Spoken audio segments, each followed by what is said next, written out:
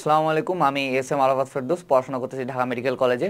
তো এজ কোর্সের area marking কোর্সে তোমাদেরকে স্বাগতম। তো আমি এই কোর্সের যতগুলো ভিডিওতে আছে আমি মেইনলি যেগুলো বেশি ইম্পর্টেন্ট সেগুলো অংশ দাগায় দিয়ে তোমাদের পড়ায় দিব।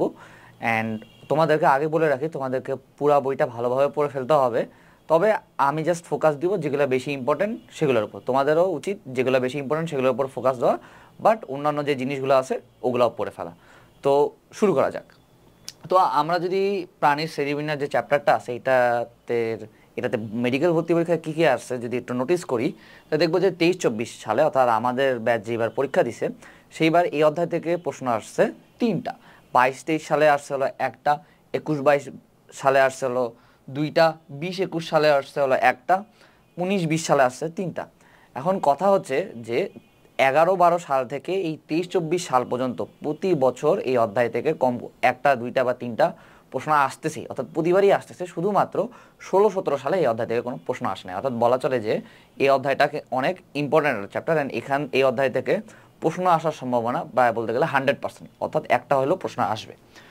তো এখন এই অধ্যায়টা শুরু করার আগে, যদি এই অধ্যায়টা এর আগে একবার পড়ে থাকো, আমি বলে রাখি 2001 সাল থেকে 2024 সাল পর্যন্ত এই অধ্যায়ের ভূমিকা অর্থাৎ শ্রেণীবিন্যাসের ভিত্তি অংশ থেকে প্রশ্ন আসছে টোটাল 7টা। অর্থাৎ যে শুরু থেকে নন কটা পর্বের যে বৈশিষ্ট্যর আগ পর্যন্ত যে ছোট অংশটুকু আছে এখান থেকে প্রশ্ন আসছে হলো 7টা।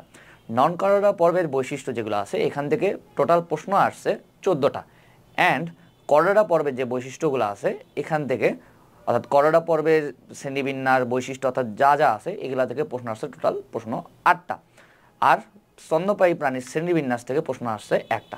তাহলে আপাতত দৃষ্টিতে যদি আমরা ভালোভাবে লক্ষ্য করি, তাহলে আমাদের শুরু থেকে অর্থাৎ যে ভূমিকা থেকে নন করডা পর্বের বৈশিষ্ট্য পর্যন্ত, অর্থাৎ নন করডা পর্বের বৈশিষ্ট্য সহ ভূমিকা পর্যন্ত এই অংশটুকু হলো সব থেকে ইম্পর্টেন্ট। কারণ বিগত কয়েক বছর ধরে এই অংশটুকু থেকেই সব থেকে বেশি প্রশ্ন আসছে। তো শুরু করা যাক। তো প্রথমেই আমরা যখন অধ্যায়টা খুলবো প্রথমেই দেখাবে যে প্রাণী বৈচিত্র্য প্রকারভেদ। তো এইখানে আমি বলবো যে প্রাণী বৈচিত্র্য হলো 3 প্রকার। এটা কি কি? জিনগত বৈচিত্র্য, প্রজাতি বৈচিত্র্য আর হলো বাস্তুতান্ত্রিক বৈচিত্র্য। তোমাদের জাস্ট এইটা মনে রাখতে হবে যে প্রাণী বৈচিত্র্য কয় প্রকার ও কি কি।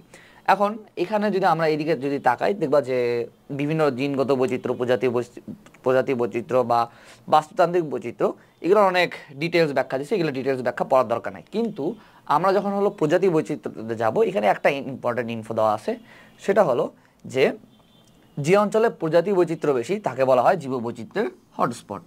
তো এটা কিন্তু অনেক ইম্পর্টেন্ট একটা এমসিকিউ, যে যে অঞ্চলে প্রজাতি বৈচিত্র্য বেশি তাকে কি বলে, সেটা হলো হটস্পট বলে। এটা কিন্তু আবার মোবাইলের হটস্পট না। আবার আসে হলো বাস্তুতান্ত্রিক বৈচিত্র্য। বাস্তুতান্ত্রিক বৈচিত্র্যের দিকে যদি আমরা তাকাই, এখানে হাবিজাবি অনেক কথা লাগা আছে, এখানেও তেমন ইম্পর্টেন্ট ইনফো নাই। কিন্তু শেষের দিকে যদি আমরা দেখি যে অ্যারিস্টটল নিয়ে একটা প্যারা আছে, এখানে অনেক ইম্পর্টেন্ট ইনফো আছে। তোমরা যখন অফলাইনে বিভিন্ন কোচিং এক্সাম দিতে যাওয়া, এখান থেকে অবশ্যই একটা এমসিকিউ পাবা। এখানে প্রথমে বলছে যে গ্রিক দার্শনিক যে অ্যারিস্টটল আছে সে হলো প্রাণীবিদ্যার জনক। যে তাহলে প্রাণীবিদ্যার জনককে? গ্রিক দার্শনিক অ্যারিস্টটল। আচ্ছা, তাহলে উদ্ভিদ বিজ্ঞানের জনককে? এটা হলো উদ্ভিদ বিজ্ঞানের 4 নম্বর চ্যাপ্টার, ওখানে আছে যে উদ্ভিদ বিজ্ঞানের জনক হলো থিওফ্রাস্টাস। তো তোমরা চাইলে এটা মনে রাখতে পারো, প্রাণীবিদ্যার জনক হলো অ্যারিস্টটল। এখন এই অ্যারিস্টটল সাহেব প্রথম করলো কি, যে শ্রেণীবিন্যাসের উদ্যোগ নিল, যে প্রাণীর শ্রেণীবিন্যাস করতে হবে। তো উনি কি করছে, যে লাল রক্তযুক্ত যে মেরুদণ্ড প্রাণী আছে ওদের অ্যানাইমা, আর লাল রক্তবিহীন অমেরুদণ্ডী প্রাণীদের বলা হয়েছে, তিনি ওদেরকে অ্যানাইমা নামে 2টি দলে ভাগ করেন। এইবার এই যে লাল রক্তযুক্ত মেরুদণ্ডী প্রাণী যারা আছে এদেরকে আবার 2টা দলে ভাগ করছেন, সেটা হলো ডিম্বজ এবং জরায়ুজ। তো এই প্যারাটা থেকে এই কয়টা লাইন খুবই ইম্পর্টেন্ট, অ্যান্ড এগুলো থেকে এমসিকিউ আসার সম্ভাবনা বেশি। এরপর আসি হলো প্রাণীর শ্রেণীবিন্যাসের ভিত্তি। এখন আকারের ভিত্তিতে যে শ্রেণীবিন্যাসটা আছে ওটার দিকে যদি আমরা তাকাই, আণুবীক্ষণিক প্রাণী আর বৃহত্তর প্রাণী, এটা আসলে কমন সেন্স দিয়ে অ্যান্সার করা যায়, বাট এখানে কি পড়তে হবে বা কী মনে রাখতে হবে, সেটা হলো যে মাছের ফুলকার প্রতিষ্ঠান জীবাণুর নাম কি? ট্রাইকোডিনা অ্যানাবাসি। এটা হলো ইম্পর্টেন্ট। তোমাকে প্রশ্ন দিতে পারে যে মাছের ফুলকার প্রতিষ্ঠান জীবাণুর নাম কি, সাইন্টিফিক নেম কি? তাহলে এটা হলো ট্রাইকোডিনা অ্যানাবাসি। আর গিনিপিগের বৈজ্ঞানিক নাম কি? এটা হলো ক্যাভিয়া পোর্সেলাস। এটা কিন্তু একবার মেডিকেল ভর্তি পরীক্ষায় আসছিল। এই অধ্যায়ে আমি আগে বলে রাখি, এই অধ্যায়ে অনেক বৈজ্ঞানিক নাম আছে, সবগুলো মনে রাখার দরকার নেই। যেগুলো বেশি ইম্পর্টেন্ট আর যেগুলো বেশি বারবার পরীক্ষায় আসছে আমি শুধু সেগুলো দাগায় রাখছি। সো যেগুলো আমার দাগানো আছে শুধু সেই বৈজ্ঞানিক নামগুলো পড়লেই হয়ে যাবে আশা করি। এবার আসছে হলো সংগঠন ক্রমমাত্রা। এটা হলো ভেরি ভেরি ইম্পর্টেন্ট। এটা হলো বলতে গেলে এটা যদি আমি বলি তাহলে এটাকে 3টা স্টার দেওয়া যায় এখান থেকে।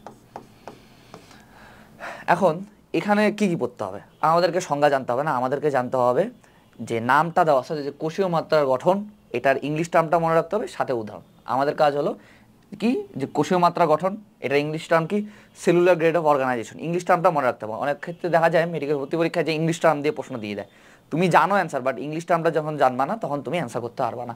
তাহলে কোষীয় মাত্রা গঠনের উদাহরণ কি, পরিফেরা পর্বভুক্ত প্রাণী। আবার কোষ টিস্যু মাত্রার গঠন, সেল টিস্যু গ্রেড অফ অর্গানাইজেশনের উদাহরণ কি, নিডারিয়া পর্বভুক্ত প্রাণীরা।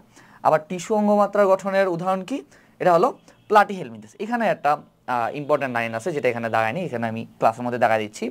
হলো টিস্যু অঙ্গমাত্রার গঠনের যে প্রাণী যে আছে ওদের মধ্যে কি কি এক্সট্রা বৈশিষ্ট্য বা আলাদা বৈশিষ্ট্য দেখা যায়, এদের মধ্যে দেখা যায় চক্ষুবিন্দু, প্রোবসিস এবং জননাঙ্গ, এই 3টা জিনিস এদের আলাদাভাবে দেখা যায়। আর অঙ্গতন্ত্র মাত্রার গঠন কি, এই যে আমরা পরিফেরা, নিডারিয়া আর প্লাটিহেলমিনথেস পড়লাম, এগুলো বাদে বাকি যা যা আছে সবই হলো অঙ্গতন্ত্র মাত্রার গঠন। এখন এটা আমি একটা মনে রাখার টেকনিক বলে দিই তোমাদের, সেটা হলো আমরা নন করাডা পর্বে যে 8টা পর্ব আছে ওখানে যে 3টা সিরিয়ালি, প্রথম থেকে সিরিয়ালি যদি আমরা বলি, প্রথমটা হলো কি পরিফেরা, তাহলে কোষীয় মাত্রা গঠন কি পরিফেরা। এবার দেখো কোষের পরে কি আসে, টিস্যু, অনেকগুলো কোষ মিলেই তো টিস্যু হয়, তাহলে টিস্যু মাত্রা গঠন কি হবে নিডারিয়া। আবার অনেকগুলো টিস্যু মিলে কি গঠন করে অঙ্গমাত্রার গঠন, অর্থাৎ থার্ড যে পর্ব আছে ওটা কি প্লাটিহেলমিনথেস।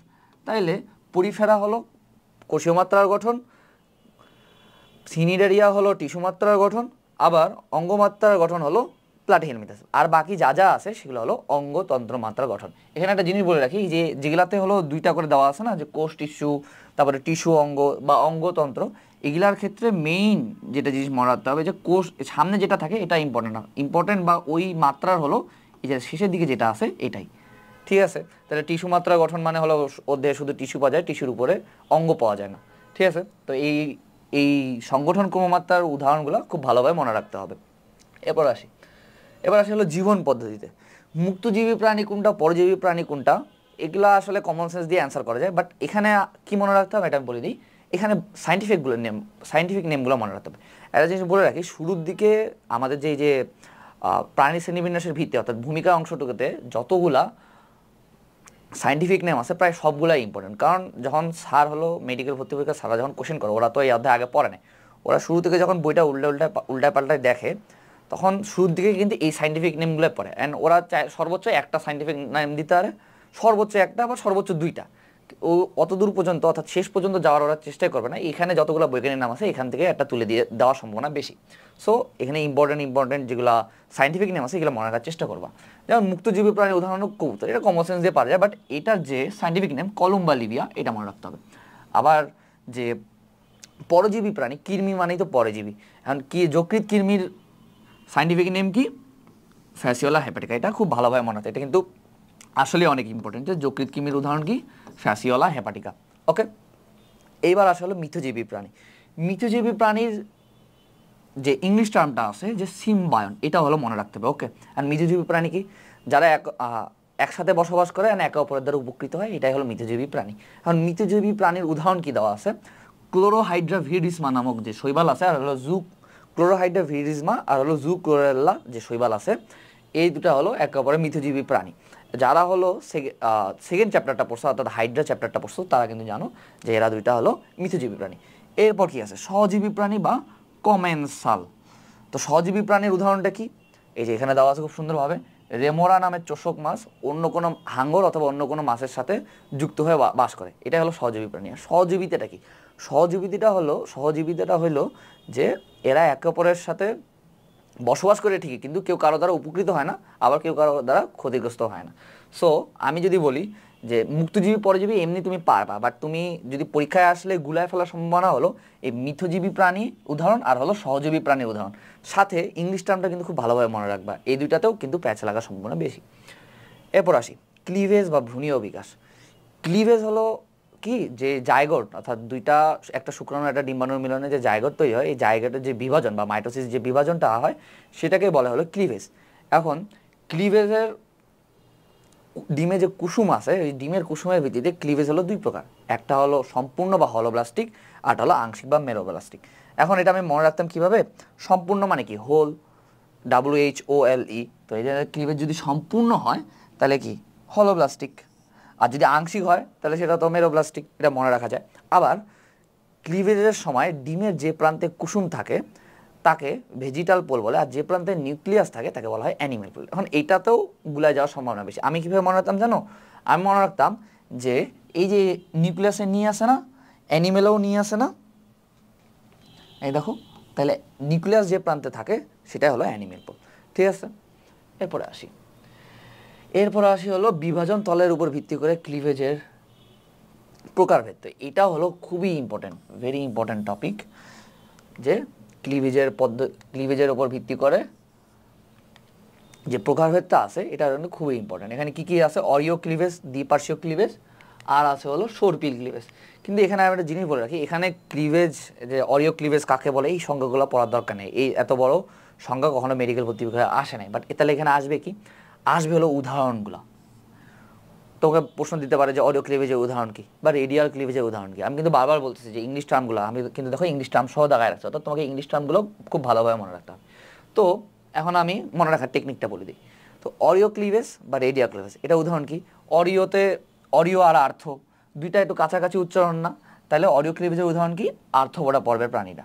দ্বিপার্শ্বীয় ক্লিভেজ, দ্বিপার্শ্বীয় বা বাইল্যাটারাল ক্লিভেজ, এটার উদাহরণ কি? করডা পর্বভুক্ত প্রাণীরা। আচ্ছা, মানুষরা তো করডা পর্বের অন্তর্ভুক্ত প্রাণী না, মানুষের দুই পাশে দুইটা হাত আছে না, তাইলে দ্বিপার্শ্বীয় ক্লিভেজ বা বাইল্যাটারাল ক্লিভেজের উদাহরণ কি? করডা পর্বের প্রাণী। আর সর্পিল ক্লিভেজ, এটা এমনি মনে রাখতে হবে, সেটা কি? অ্যানেলিডা ও মলাস্কা। ঠিক আছে, তো এই টপিকটা হলো খুবই ইম্পর্টেন্ট, এটা তো আমি 3 স্টার দিয়ে রাখলাম, কারণ আমি হলো প্রায় সবগুলো অফলাইন কোচিং সেন্টারে ছিলাম। তো আমি যখন এগুলোতে এক্সাম দিতাম তো এই টপিকগুলো থেকে বারবার প্রশ্ন দিত। ঠিক আছে, এবার আসে হলো ভ্রূণ স্তর। জাইগোটে যখন প্রথম বিভাজন ঘটে, এখানে বেশ কয়েকটা এমসিকিউ আছে, অ্যান্ড এগুলা বেশ ইম্পর্টেন্ট। সেগুলো আমি বলি, যখন জাইগোটের প্রথম বিভাজন ঘটে বা মাইটোসিস বিভাজন ঘটে, তখন এটা একটা নিরেট কোষপিণ্ড গঠন করে, এটাকে বলা হলো মরুলা। আর পরে এক স্তরে বিন্যস্ত হয়, ফাঁপা হয়ে যায়, এটাকে বলা হয় ব্লাস্টুলা।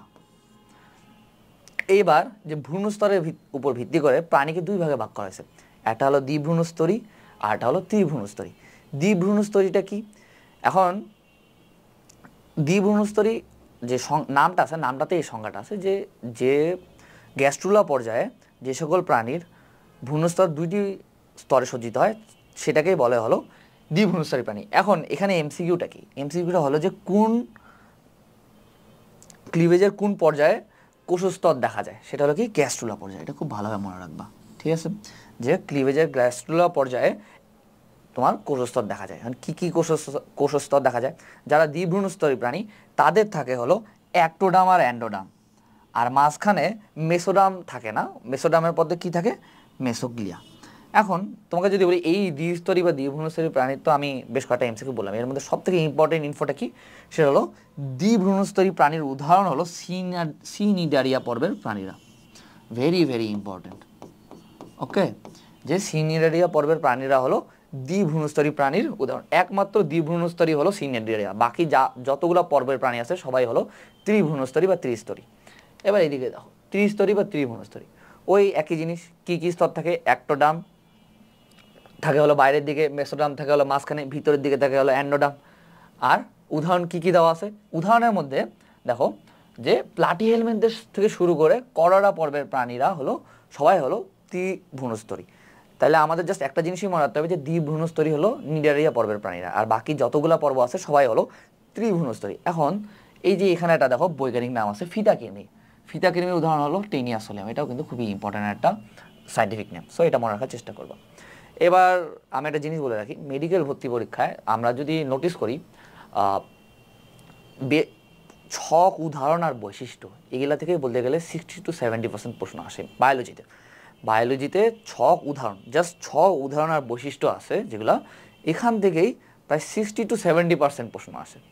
70% প্রশ্ন পারলে আর কিছু দরকার আছে, বাট 70% প্রশ্ন আমরা পারবো না, কারণ ওভাবেই কোয়েশ্চেনটা করা হয়। সো বইয়ের মধ্যে যতগুলা ছক আছে সবগুলা পড়তে হবে, এখানে ইম্পর্টেন্সের কোনো বা এরিয়া মার্কিংয়ের কোনো কিছু নাই। যেই ছকই দেখতে পাওয়া সেই ছকে মুখস্থ করতে হবে, সেই ছকই আয়ত্তে আনতে হবে। তাহলে ভ্রূণস্তর, এই যে দেখো দ্বিস্তরী প্রাণী আর ত্রিস্তরী প্রাণীর মধ্যে পার্থক্য, এটা পড়ে ফেলবা অ্যান্ড প্রায় সবগুলাই যদি 2 অধ্যায় পড়ে থাকো সবগুলাই পারবা অ্যান্ড সবগুলাই সোজা। বাট এই দুইটা পয়েন্ট ভ্রূণ স্তরের পরিণতি আর পলিপ ও মেডুসা দশা এই দুইটাতে একটু প্যাচ রাখতে হবে। তো আমি এখানে বলি দিই যে দ্বিভ্রূণস্তরী বা দ্বিস্তরী যারা প্রাণী আছে এদের ভ্রূণস্তরগুলো অঙ্গ গঠন করতে পারে না, টিস্যু বা অঙ্গ কোনোটাই গঠন করতে পারে না। কিন্তু ত্রিস্তরী যারা প্রাণী আছে এদের ভ্রূণস্তরগুলো টিস্যু, অঙ্গ আর অঙ্গতন্ত্র গঠন করতে পারে। এখন দ্বিস্তরী প্রাণীতে যেহেতুই স্বাভাবিকভাবেই নিম্ন শ্রেণী, তাহলে এটা তো পারে না, এইভাবে মনে রাখতে আরও। আর পলিপ আর মেডুসা দশা এটা হলো নিডারিয়া পর্বের প্রাণীদের পলিপ আর মেডুসা দশা দেখা যায়। তো নিডারিয়া পর্বের প্রাণীরা কি দ্বিস্তরী প্রাণী, এই জন্য এদের পলিপ ও মেডুসা দশা দেখা যায়। আর ত্রিস্তরী প্রাণীর কিন্তু পলিপ ও মেডুসা দশা অনুপস্থিত। ঠিক আছে, তো এই দুইটা পয়েন্ট একটু ভালোভাবে মনে রাখার চেষ্টা করবা। এরপর আসি প্রতিসাম্য। প্রতিসাম্যতা কি, প্রতিসাম্যতা কাকে বলে, প্রতিসাম্যতার প্রকারভেদ, প্রতিসাম্যর প্রকারভেদের সংজ্ঞা, এগুলো মনে রাখতে হবে না। মেইন কথা হলো তোমাকে এই যে প্রতিসাম্যতা যেই টপিকটা আছে এখানের মধ্যে তোমাকে এই যে নামটা আছে গোলীয় প্রতিসাম্য আর ইংলিশ টার্ম যেটা আছে এগুলো মনে রাখতে হবে। তাহলে এখানে দেখো কি কি আছে। গোলীয় প্রতিসাম্য, ইংলিশ টার্মটা কি স্ফেরিক্যাল সিমেট্রি। স্ফেরিক্যাল সিমেট্রির উদাহরণ কি কি আছে, রেডিওলারিয়া, ভলভ্যাক্স গ্লোবাটর আর হলো হ্যালিওজোয়া। এটা আমি একটা টেকনিক দিয়ে মনে রাখতাম, সেটা হলো ভোর হলো। ওই যে ছোটবেলায় একটা কবিতা ছিল না, ভোর হলো দোর খোলো, হ্যাঁ ওই রকম ওই প্রথম লাইনটা ভোর হলো। তো ভোর হলোতে কি কি কি হয়, ভি ওতে হয় হলো ভলভক্স, আরতে হয় হলো রেডিওলারিয়া,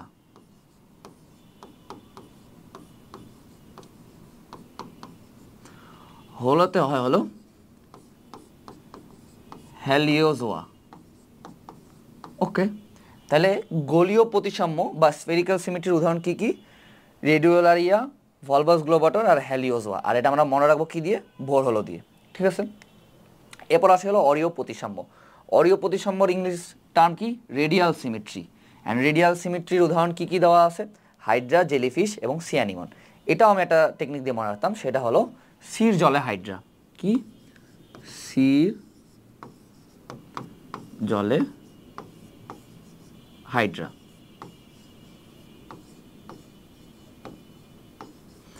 এখন সিরতে কি, সিরতে হলো সি অ্যানিমন। ওকে, জলেতে কি জেলিফিশ, আর হাইড্রাতে কি হাইড্রাই।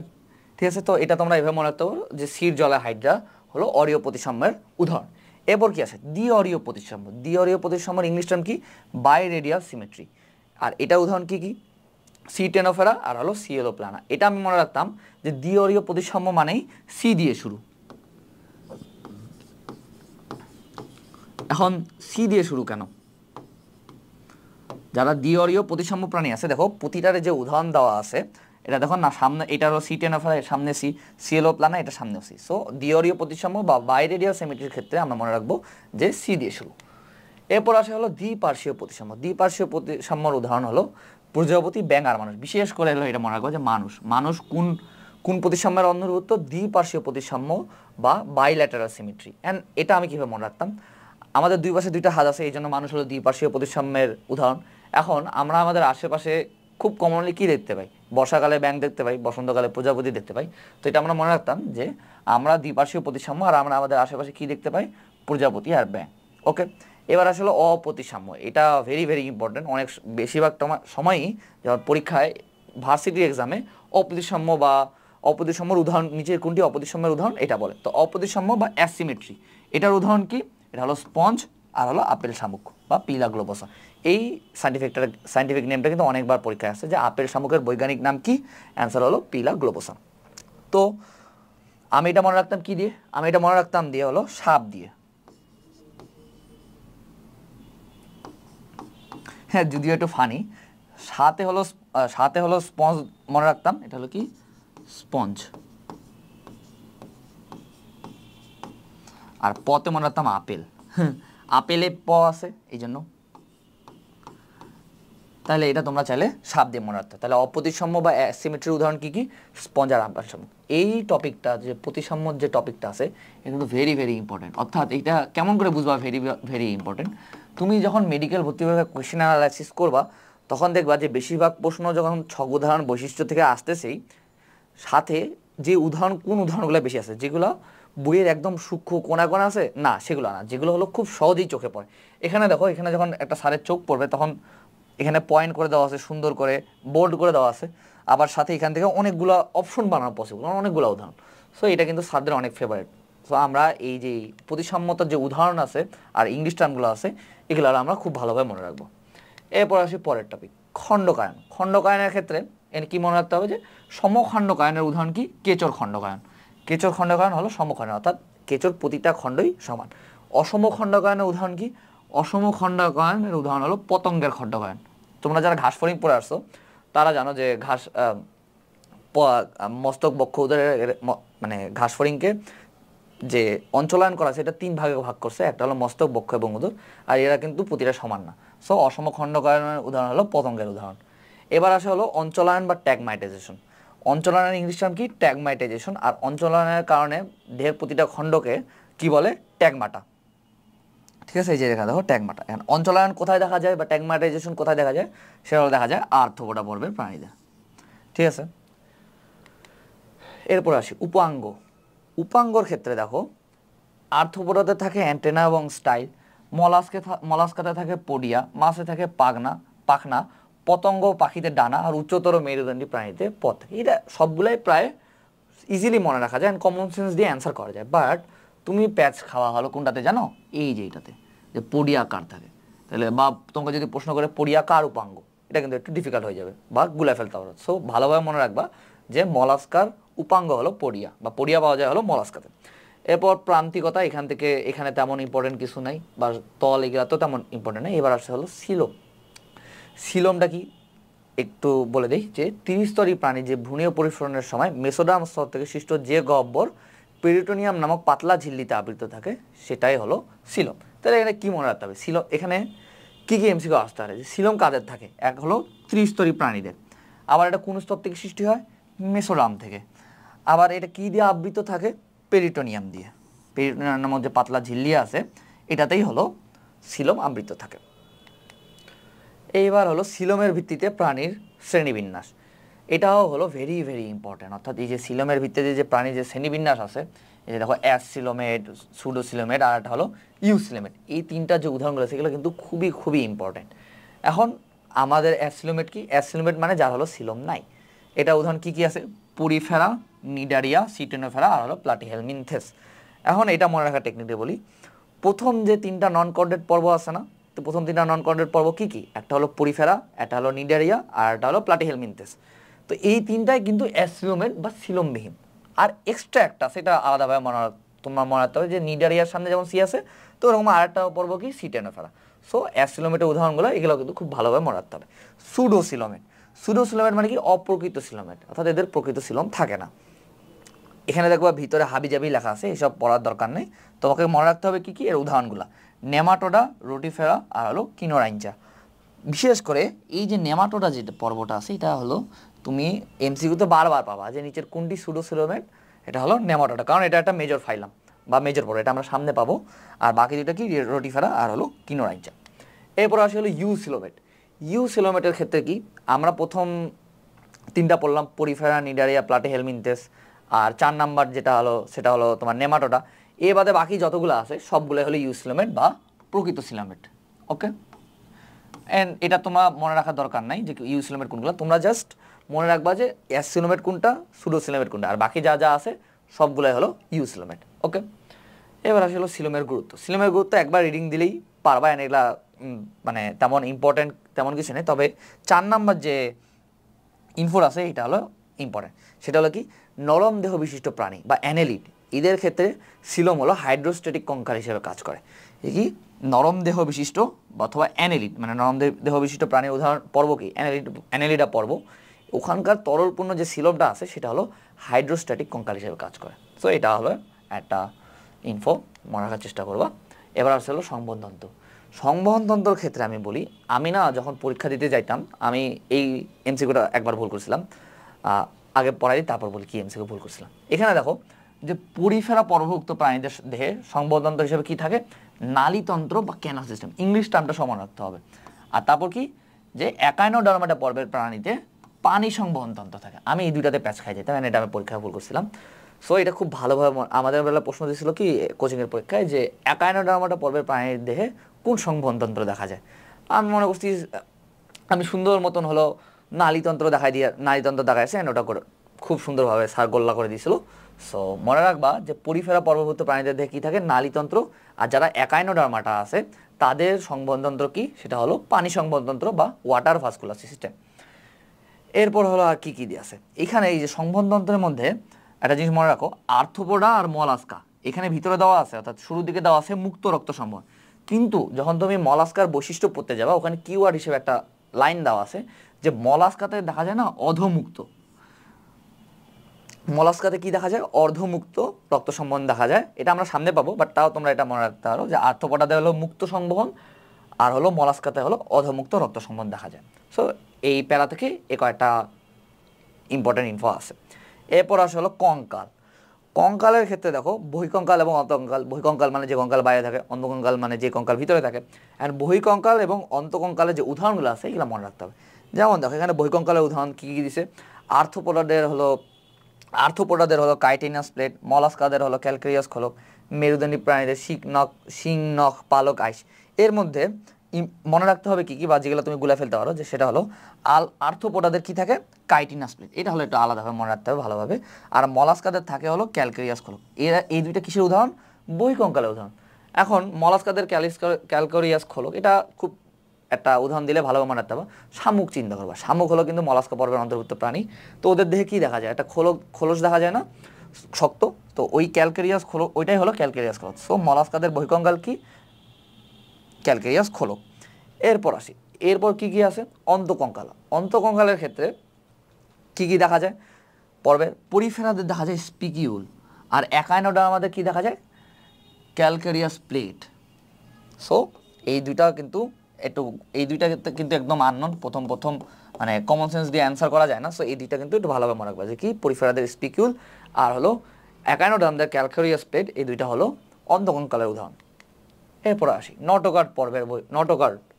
নটোকর্ড কি, তারপর নন কর্ডেড পর্ব কি, এগুলা আসলে তো একবার রিডিং দিলে পারবা, আইন এগুলো হয়তো আগে পড়াচ্ছো, সো আমি আবার পড়া দিলাম না। কিন্তু এখানে দেখো কর্ডেড পর্বের যে শ্রেণীবিভাগটা আছে এটা পড়তে হবে। এখানে আমাদের কী কী পড়তে হবে বলে রাখি। দেখো 3 ভাগে ভাগ করছে, ইউরোকর্ডাটা, সেফালোকর্ডাটা আর হলো ভার্টিব্রাটা। এখন এখানের মধ্যে কী কী পড়বো, দেখো ইউরোকর্ডাটা হলো পড়তে হবে কি, যে ইউরোকর্ডাদের লার্ভা দশায় লেজ অঞ্চলে নটোকর্ড দেখা যায়। সেফালোকর্ডাটার ক্ষেত্রে কি, সেফালো মানে কিন্তু মাথা, যেটা মস্তকের শীর্ষ থেকে লেজ পর্যন্ত সারা জীবন নটোকর্ড দেখা যায়। আর ভার্টিব্রাটাটা কি, এটা নটোকর্ড পূর্ণাঙ্গ দশায় মেরুদণ্ড দ্বারা প্রতিস্থাপিত। সো এই যে এই সংজ্ঞাগুলো আছে এগুলো একবার রিডিং দিলেই আশা করি তোমাদের মনে থাকবে। ওকে, আর এখানে যে উদাহরণগুলো আছে উদাহরণগুলো আমরা ভিতরেই পারবো, সাথে উদাহরণগুলো চাইলে পড়ে ফেলতে পারো, এটা কিন্তু ততটা ইম্পর্টেন্ট না। ওকে, এরপর আসে হলো পৌষ্টিক নালী। যেসব প্রাণীর দেহে কোনো পৌষ্টিক নালী নাই সেটা হলো প্যারাজোয়া, যেসব প্রাণীর দেহে পৌষ্টিক নালী আছে সেটা হলো অ্যান্টারাজোয়া। সো প্যারাজোয়ার উদাহরণ একটাই শুধুমাত্র, সেটা হলো পরিফেরা পর্বভুক্ত প্রাণী। ওকে, পিতে হলো প্যারাজোয়া, পিতে হলো পরিফেরা, খুব সহজেই মনে রাখা যায়। আর বাকি যতগুলো পর্বের প্রাণী আছে সবগুলো হলো অ্যান্টারাজোয়া, অর্থাৎ এদের পৌষ্টিক নালী উপস্থিত আছে। এবার আসছে হলো প্রাণী জগতের শ্রেণীবিন্যাস। এখানে অনেক তথ্য আছে, অনেক কিছু আছে। এগুলোর মধ্যে আমি যেগুলো হলো দাগাই দিচ্ছি বা যেগুলো পড়া দিচ্ছি এগুলো হলো একটু বেশি ইম্পর্টেন্ট। সে হলো কি আছে, হ্যাকেল হলো প্রাণী জগৎকে দুইটা ভাগে ভাগ করছে, একটা হলো প্রোটোজোয়া আর মেটাজোয়া। এইবার আসছে হলো খুবই ইম্পর্টেন্ট একটা ইনফো, সেটা হলো কি, পঞ্চরাজ্য শ্রেণীবিন্যাস বা 5 রাজ্য শ্রেণীবিন্যাসের প্রস্তাব দেন কে, সেটা হলো R.H. হুইটেকার। ওকে, সো R.H. হুইটেকার হলো 5 রাজ্য শ্রেণীবিন্যাসের প্রস্তাব দেন। পরে এটাকে মার্গুলিস আর হলো কেভি সোয়ার্টস এরা হলো এটাকে আরও বিস্তারিত করে, বাট মেইনলি প্রস্তাব দেয় কে, R.H. হুইটেকার। এটা কিন্তু খুবই ইম্পর্টেন্ট। আর পরে যে 5 রাজ্য শ্রেণীবিন্যাসের যে বিভিন্ন দেওয়া আছে এগুলা আসলে 9, 10 পরে, এগুলো 9, 10ই পড়ে আসছো তোমরা একবার রিডিং দিলেই আশা করি পারবা। এবার হলো অনেক কিছু আছে, শ্রেণীবিন্যাসের নীতি, হ্যান ত্যান, ক্যাটাগরিকরণ, র্যাঙ্কিংভুক্ত, এইসবের মধ্যে দেখবা যে হাবিজাবি ভিতরে অনেক তথ্য দেওয়া আছে। এগুলো একবার রিডিং দিলেই হয়, ভিতরে এমসিকিউ আসার মতন তেমন কিছু নাই। বাট এখানে হলো একটা ইম্পর্টেন্ট এমসিকিউ আছে, সেটা কি, যে শ্রেণীবিন্যাসের আবশ্যিক ধাপ কয়টা, এটা হলো 7টা। অ্যান্ড এটা 7টা ধারা মুখস্থ রাখতে হবে, kingdom, phylum, class, order, family, genus and species. And এটা হলো সিরিয়ালি মনে রাখবা। তাহলে শ্রেণীবিন্যাসের আবশ্যিক ধাপ কয়টা? 7টা। আর এটা হলো যে যেগুলো 7টা ধাপ আছে এটা হলো সিরিয়ালি মুখস্থ রাখবা। ওকে, এরপর আর তেমন কিছু নেই। আর শ্রেণীবিন্যাসে ব্যবহৃত 7টি আবশ্যিক ধাপের বর্ণনা, এই বর্ণনাগুলোর মধ্যে এমসিকিউ আসার মতন তেমন কিছুই নেই। কিন্তু শেষের দিকে যখন যাব তখন দেখবো যে পর্ব আর কিংডম, এই পর্ব আর কিংডমের মধ্যে 2টা লাইন ইম্পর্টেন্ট। একটা হলো পর্ব হলো শ্রেণীবিন্যাসের সর্বোচ্চ স্তর, আর রাজ্য হলো কি শ্রেণীবিন্যাসের সার্বজনীন স্তর। ওকে, সো এই 2টা হলো ইম্পর্টেন্ট, যে সর্বোচ্চ স্তর হলো পর্ব আর সার্বজনীন স্তর কি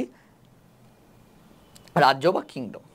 এরপরে যাই নামকরণ, খুবই খুবই ইম্পর্টেন্ট একটা ইনফো হলো দ্বীপদ নামকরণ বা বাইনোমিনাল নোমেনক্লেচার। এটার প্রবর্তককে ক্যারোলাস লিনিয়াস, কত সালে? 1758 সালে। সো এই 2টা লাইন মনে রাখতে হবে যে কে দ্বীপদ নামকরণ প্রবর্তন করছে, ক্যারোলাস লিনিয়াস, আর কত সালে? 1758 সালে। এরপর আসলে হলো ত্রিপদ নামকরণ বা ট্রাইনোমিনাল নোমেনক্লেচার। তো ত্রিপদ নামকরণ প্রবর্তন করছে কি, এটা হলো খুবই ইম্পর্টেন্ট একটা এমসিকিউ, তোমরা যখন অনুসরণ এমসিকিউ সলভ করো তখন ওখানে পাবা। সেটা হলো কি যে পাখি বিজ্ঞানী স্ক্লেজেল হলো তোমার ত্রিপদ নামকরণ প্রবর্তন করেন। এখন ত্রিপদ নামকরণটা কি? আমরা জানি দ্বিপদ নামকরণ দুইটা জিনিস নিয়ে গঠিত, একটা হলো গণনাম আর একটা হলো প্রজাতি নাম। শুরুর দিকে থাকে গণনাম, শেষের দিকে থাকে হলো প্রজাতি নাম। এখন এই গণনাম আর প্রজাতি নাম এই 2টা বাদ দিয়ে ত্রিপদ নামকরণের ক্ষেত্রে একটা এক্সট্রা উপপ্রজাতি যোগ করছে, সেটাই হলো ত্রিপদ নামকরণ। তো এখানে উদাহরণ কি দেওয়া আছে দেখো, চড়ুই পাখির হলো বৈজ্ঞানিক নাম হলো প্যাসার ডোমেস্টিকাস। আর যারা নীলনদ এলাকার যে চড়ুই পাখিগুলো আছে এটা একটু আলাদা, এই জন্য এর সাথে একটা উপপ্রজাতি যোগ করছে। উপপ্রজাতিটা কি? যে নিলোটিকাস। তাহলে নীলনদের চড়ুই পাখির সাইন্টিফিক নেম কি? Passer domesticus নিলোটিকাস। ঠিক আছে, আবার এখানে দেখো এই যে দ্বিপদ নাম করে নিয়মাবলী যেগুলো আছে, এখানের মধ্যে অনেকগুলো নিয়ম আছে, এখান থেকে এমসিকিউ আসার মতো কোনো ইনফো নাই। তবে এখানে বাঘের বৈজ্ঞানিক নাম দেওয়া আছে, এটা মনে রাখবো যে প্যান্থেরা টাইগ্রিস। এটা অবশ্য সবার পারির কথা, কারণ এগুলো ছোটোবেলা বাচ্চাকালে বইয়ের মধ্যে ছিল।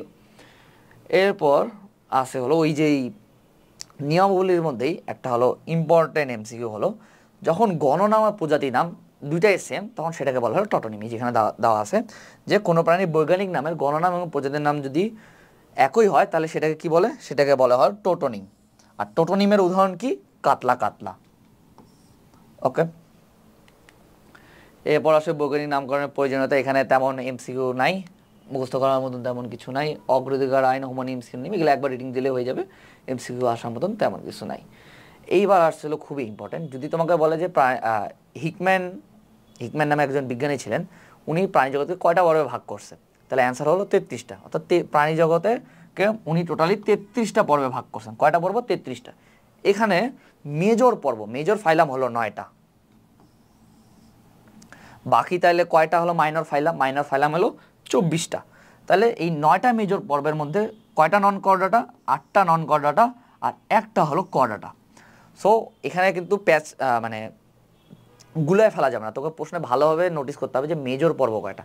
অনেক সময় হয় কি যে প্রশ্নে থাকে যে মেজর পর্ব কয়টা, অ্যান্ড ক নাম্বার অপশনেই দেওয়া থাকে যে 33টা, অ্যান্ড আমরা সুন্দর মতন দেখাই দিয়েছি, সুন্দর মতন রাতে কাটা খাই। সো মনে রাখবা পর্ব টোটাল 33টা, কিন্তু মেজর পর্ব হলো 9টা, এর মধ্যে 8টা নন কর্ডাটা আর একটা হলো কর্ডাটা। ঠিক আছে, এরপরে আসি দেখো এখানে সংখ্যা টংখ্যা দেওয়া আছে। আমি একটা জিনিস বলি, এই সংখ্যা মুখস্থ করার দরকার নেই।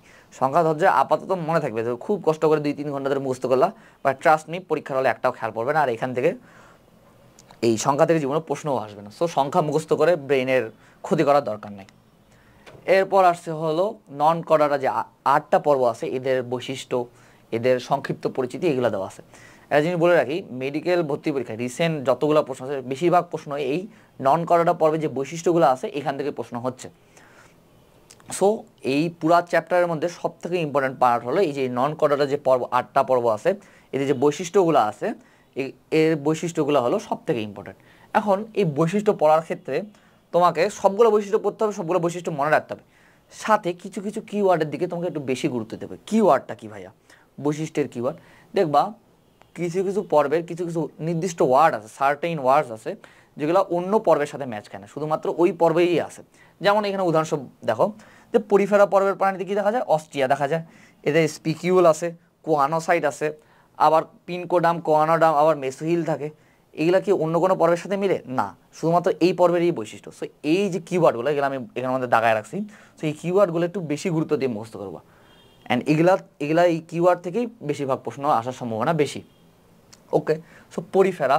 আর একটা জিনিস বলি, পর্বের ক্ষেত্রে দেখবা যে শুরুর দিকে থাকবে কি কে আবিষ্কার করছে, কত সালে আবিষ্কার করছে, কোথায় থাকে, আকার কি, কত কত মিটার বা কত মিলিমিটার লম্বা, এইসব মনে রাখার দরকার নেই। আমি সংক্ষিপ্ত পরিচিতি যেগুলো দাগাই দিব ওগুলোর থেকেই আশা করি প্রশ্ন আসবে, অ্যান্ড এগুলাই হলো ইম্পর্টেন্ট। আর পর্বের যতগুলো নন কর্ডেটা পর্ব আছে বা কর্ডেটি পর্ব আছে সবগুলারই যে অপর নাম আছে, অপর নামগুলো মনে রাখতে হবে। যেমন দেখো এখানে দেওয়া আছে যে পরিফেরা পর্ব, এর পর্বের প্রাণীগুলোর নাম কি বা অপর নাম কি, ছিদ্রাল প্রাণী। সো এটা কিন্তু ইম্পর্টেন্ট, সো এগুলো কিন্তু মনে রাখতে হবে। তো শুরু করি। তো পরিফেরা পর্ব, প্রথম পর্ব হলো পরিফেরা, আর এটা হলো কি ছিদ্রাল প্রাণী। আর এই পরিফেরা পর্বের অধিকাংশই হলো সামুদ্রিক, এখানে লেখা আছে কেবলমাত্র স্পঞ্জিলিডি গোত্রের প্রাণীরা মিঠা পানির বাসিন্দা। সো পরিফেরার সংক্ষিপ্ত পরিচয়ের মধ্যে এই দুইটা লাইনই ইম্পর্টেন্ট। এবার আসা হলো বৈশিষ্ট্য। এখন পরিফেরার যে বৈশিষ্ট্য আছে আমরা দেখো সবগুলা বৈশিষ্ট্য তুমি পড়বা, কিন্তু এখানে আমি যেগুলো দাগাই দিছি বা যেগুলো কিওয়ার্ড আছে তুমি নিজেরা দাগাই নিবা, সেগুলোতে একটু বেশি গুরুত্ব দিবা। এখানে কি কি কিওয়ার্ড আছে দেখো। পরিফেরা দেহ প্রাচীরের বাইরের দিকে থাকে পিনকোডাম, ভিতরের দিকে থাকে হলো কোয়ানোডাম, আর দুইটা যে স্তর আছে এই দুইটা স্তরের মাঝখানে থাকে হলো মেসোহিল। সো পিনকোডাম, কোয়ানোডাম আর মেসোহিল কার থাকে পরিফেরা পর্বে। এবার পরিফেরা পর্বে দেহে অসংখ্য ছিদ্র থাকে, এই ছিদ্রগুলোর নাম কি, অস্টিয়া। এটা মনে রাখতে হবে যে অস্টিয়া কাদের থাকে পরিফেরা পর্বের প্রাণীতে। এরপর এদের দেখা যায় হলো নালীতন্ত্র, এদের সংবহনতন্ত্র থাকে না, সংবহনতন্ত্রের বদলে নালীতন্ত্র বা ক্যানাল সিস্টেম দেখা যায়। আর পানি সংবহনতন্ত্র কাদের দেখা যায় এটা একটু আগে পড়ে আসছি, সেটা হলো অ্যাকাইনোডার্মাটাদের। এরপর আসে হলো স্পিকিউল। পরিফেরা পর্বের প্রাণীদের স্পিকিউল থাকে, যেগুলো অসংখ্য চুনময় ক্ষুদ্র কাঁটা, এদেরই নাম হলো স্পিকিউল।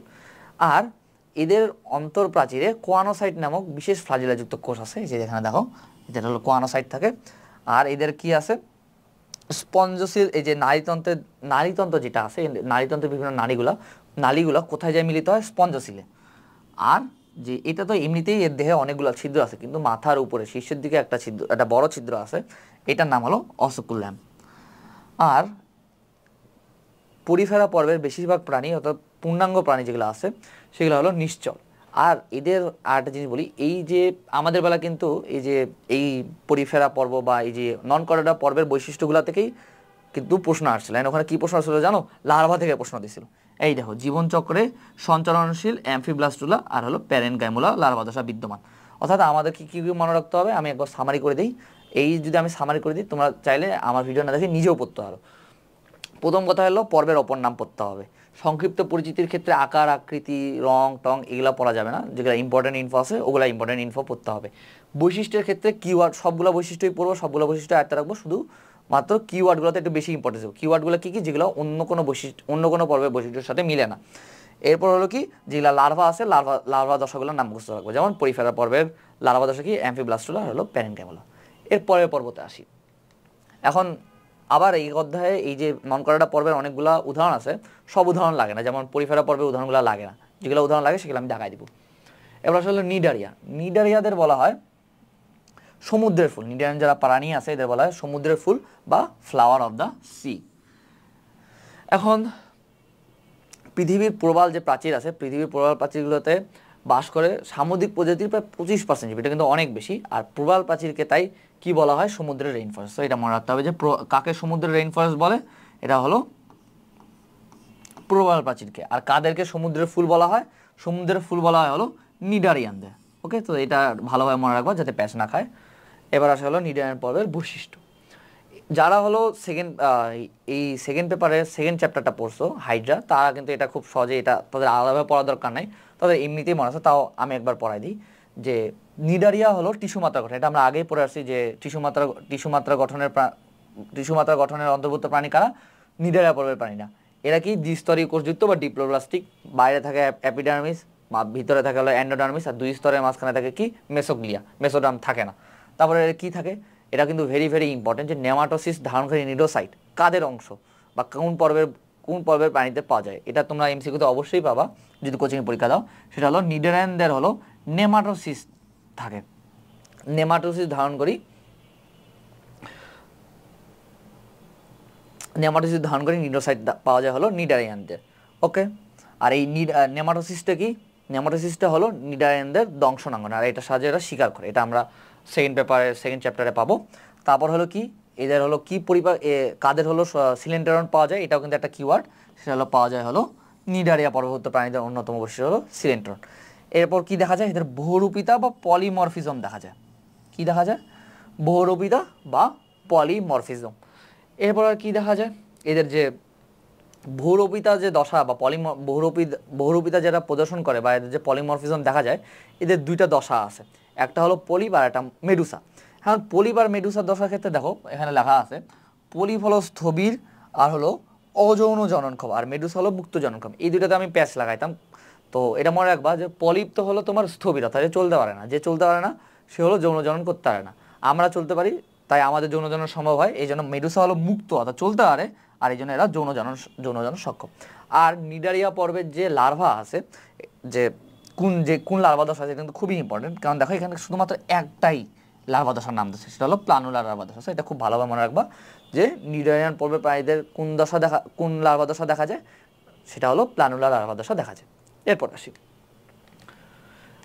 আর একটা জিনিস হলো মনে রাখো যে নিডারিয়ান তোমাকে যখন পরীক্ষা দিবা অনেক সময় হলো বলে কি যে জেলিফিশ কোন পর্বের অন্তর্ভুক্ত।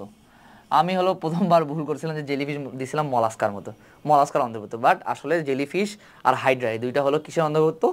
এই দুইটা হলো নিডারিয়া পর্বের অন্তর্ভুক্ত। সো বেশি ইম্পর্টেন্ট কিন্তু জেলিফিশ। এটা একটু ভালোভাবে মনে রাখার চেষ্টা করবে যে জেলিফিশ কোন পর্বের অন্তর্ভুক্ত। এরপর আসে হলো প্লাটিহেলমিনথেস। প্লাটিহেলমিনথেসের অপর নাম কি? চ্যাপ্টাকিরমি। যেখানে দেওয়া আছে দেখো যে প্লাটিহেলমিনথেসের অপর নাম চ্যাপ্টাকিরমি। আর কি মনে রাখতে হবে? আর মনে রাখতে হবে এখানকার বেশ কিছু কিওয়ার্ড আছে। সেটা হলো কি, এদের সিলিয়াযুক্ত অ্যাপিডার্মিস অথবা কিউটিকলা এদের হলো আবৃত। আর এটা আমরা আগেই পড়ে আসছি যে ত্রিস্তরী প্রাণী হলেও প্লাটিহেলমিনথেস হলো অ্যাসিলোমেট বা সিলোমবিহীন। আমরা অ্যাসিলোমেট বা সিলোমবিহীন কি পড়ছিলাম? প্রথম তিনটা নন কর্ডেট যে পর্ব আছে, এই প্রথম তিনটা নন কর্ডেট পর্বই হলো অ্যাসিলোমেট বা সিলোমবিহীন। এরপরে হলো কি লেখা আছে যে এদের হলো ফাঁকা স্থান, অর্থাৎ এদের যে দেহে যে বিভিন্ন অঙ্গ আছে, এটা কিন্তু অঙ্গমাত্রা গঠনযুক্ত প্রাণী। সো এদের দেহে যে অঙ্গের যে ফাঁকা স্থানগুলো, এদের কি পাওয়া যায়? প্যারেনকাইমা অথবা মেসেনকাইম নামক যোজক টিস্যুতে এরা পূর্ণ থাকে। আবার সব থেকে ইম্পর্টেন্ট, এই সবগুলো বৈশিষ্ট্যের মধ্যে সব থেকে ইম্পর্টেন্ট, এগুলো হলো ভার্সিটি কোয়েশ্চেন ব্যাংক যদি খুলো, এটা তুমি অনেকবার পাবা যে বাহ্যিক চোষক বা হুক বা প্রোগ্লোটিড, এটা কাদের মধ্যে পাওয়া যায়? এটা পাওয়া যায় হলো প্লাটিহেলমিনথেস। আমি এটা মনে রাখতাম কি, প্রোগ্লোটিডে পি আছে না, প্লাটিহেলমিনথেসেও পি আছে। সো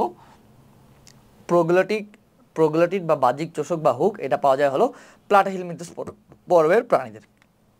এরপরে আসি, এরপর হলো এটা হলো ভেরি ভেরি ভেরি ইম্পর্টেন্ট, শিখা কোষ কাদের বৈশিষ্ট্য। তোমাকে এটা তুমি যদি যে কোনো জায়গায় পরীক্ষা দাও তুমি এটা অবশ্যই পাবা যে শিখা কোষ বা ফ্লেম সেল, এটা ইংলিশ টার্মটা সহ, যে শিখা কোষ বা ফ্লেম সেল কাদের বৈশিষ্ট্য। এটা উদাহরণ কাদের বৈশিষ্ট্য? প্লাটিহেলমিনথেস পর্বের বৈশিষ্ট্য।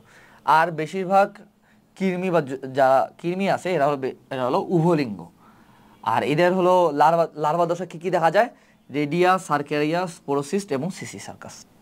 এখন আমি আগে বলছিলাম যে নন কর্ডেলা পর্বের সবগুলো বৈশিষ্ট্য ইম্পর্টেন্ট না, কিন্তু প্লাটিহেলমিনথেস পর্বের প্রায় 4টা উদাহরণের মধ্যে 3টা উদাহরণই মনে রাখতে হবে। সেটাও কি, টেনিয়া সোলিয়াম বা ফিতা কৃমি, আর এটা হলো স্কাইস্টোমা মানসনি, এটা হলো মানুষের রক্তকৃমি। আর এখানে দেখো যকৃৎ কৃমি দিছে না, যকৃৎ কৃমি ভেড়ার যকৃৎ কৃমি দিছে, বাট আমরা মনে রাখবো যে ফ্যাসিওলা হেপাটিকা যেটা মানুষের যকৃৎ কৃমি, এটা মনে রাখবো। সো মানুষের রক্তকৃমি, যকৃৎ কৃমি আর হলো এই যে ফিতা কৃমি, 3টা কোন পর্বের অন্তর্ভুক্ত? এরা হলো প্লাটিহেলমিনথেস পর্বের অন্তর্ভুক্ত। আর সাথে এদের সাইন্টিফিক নেমগুলো মনে রাখতে হবে, এগুলো কিন্তু খুবই ইম্পর্টেন্ট। এরপর আসি, এরপরে পর্ব হলো নেমাটোডা বা নেমাথেলমিনথেস। আর এটার নাম কি?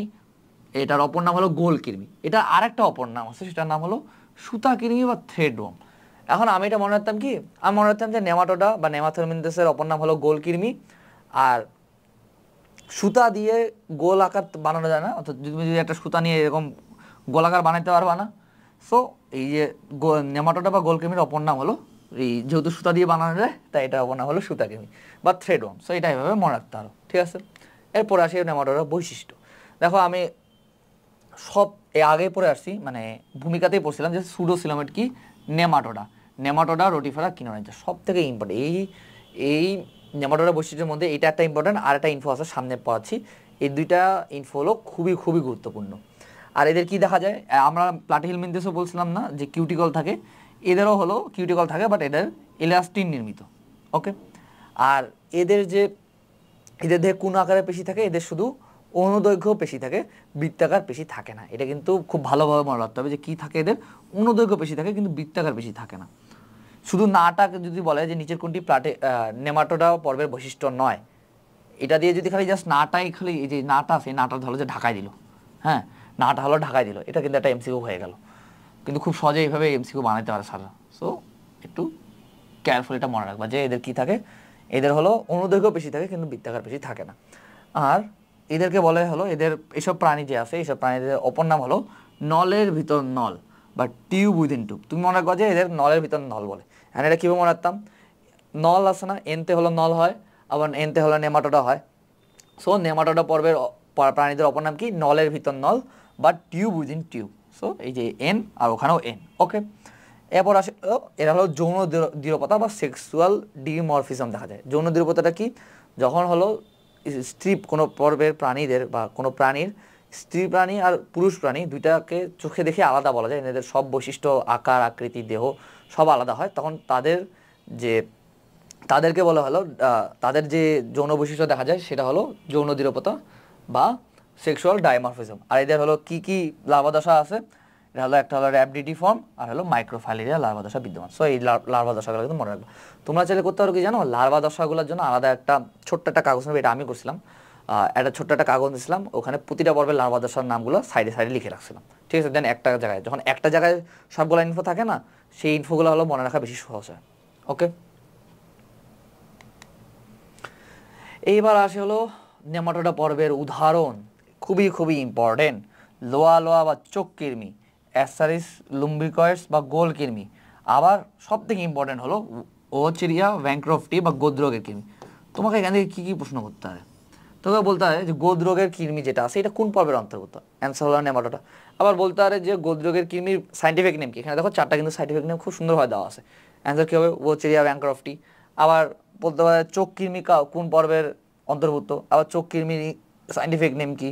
আবার বলতে পারে গোল কৃমি কোন পর্বের অন্তর্ভুক্ত, আবার বলতে পারে যে গোল কৃমি সাইন্টিফিক নেম কি। সো এই সাইন্টিফিক নেমগুলো মনে রাখবা, আর এটা কোন পর্বের অন্তর্ভুক্ত এটা মনে রাখতে হবে।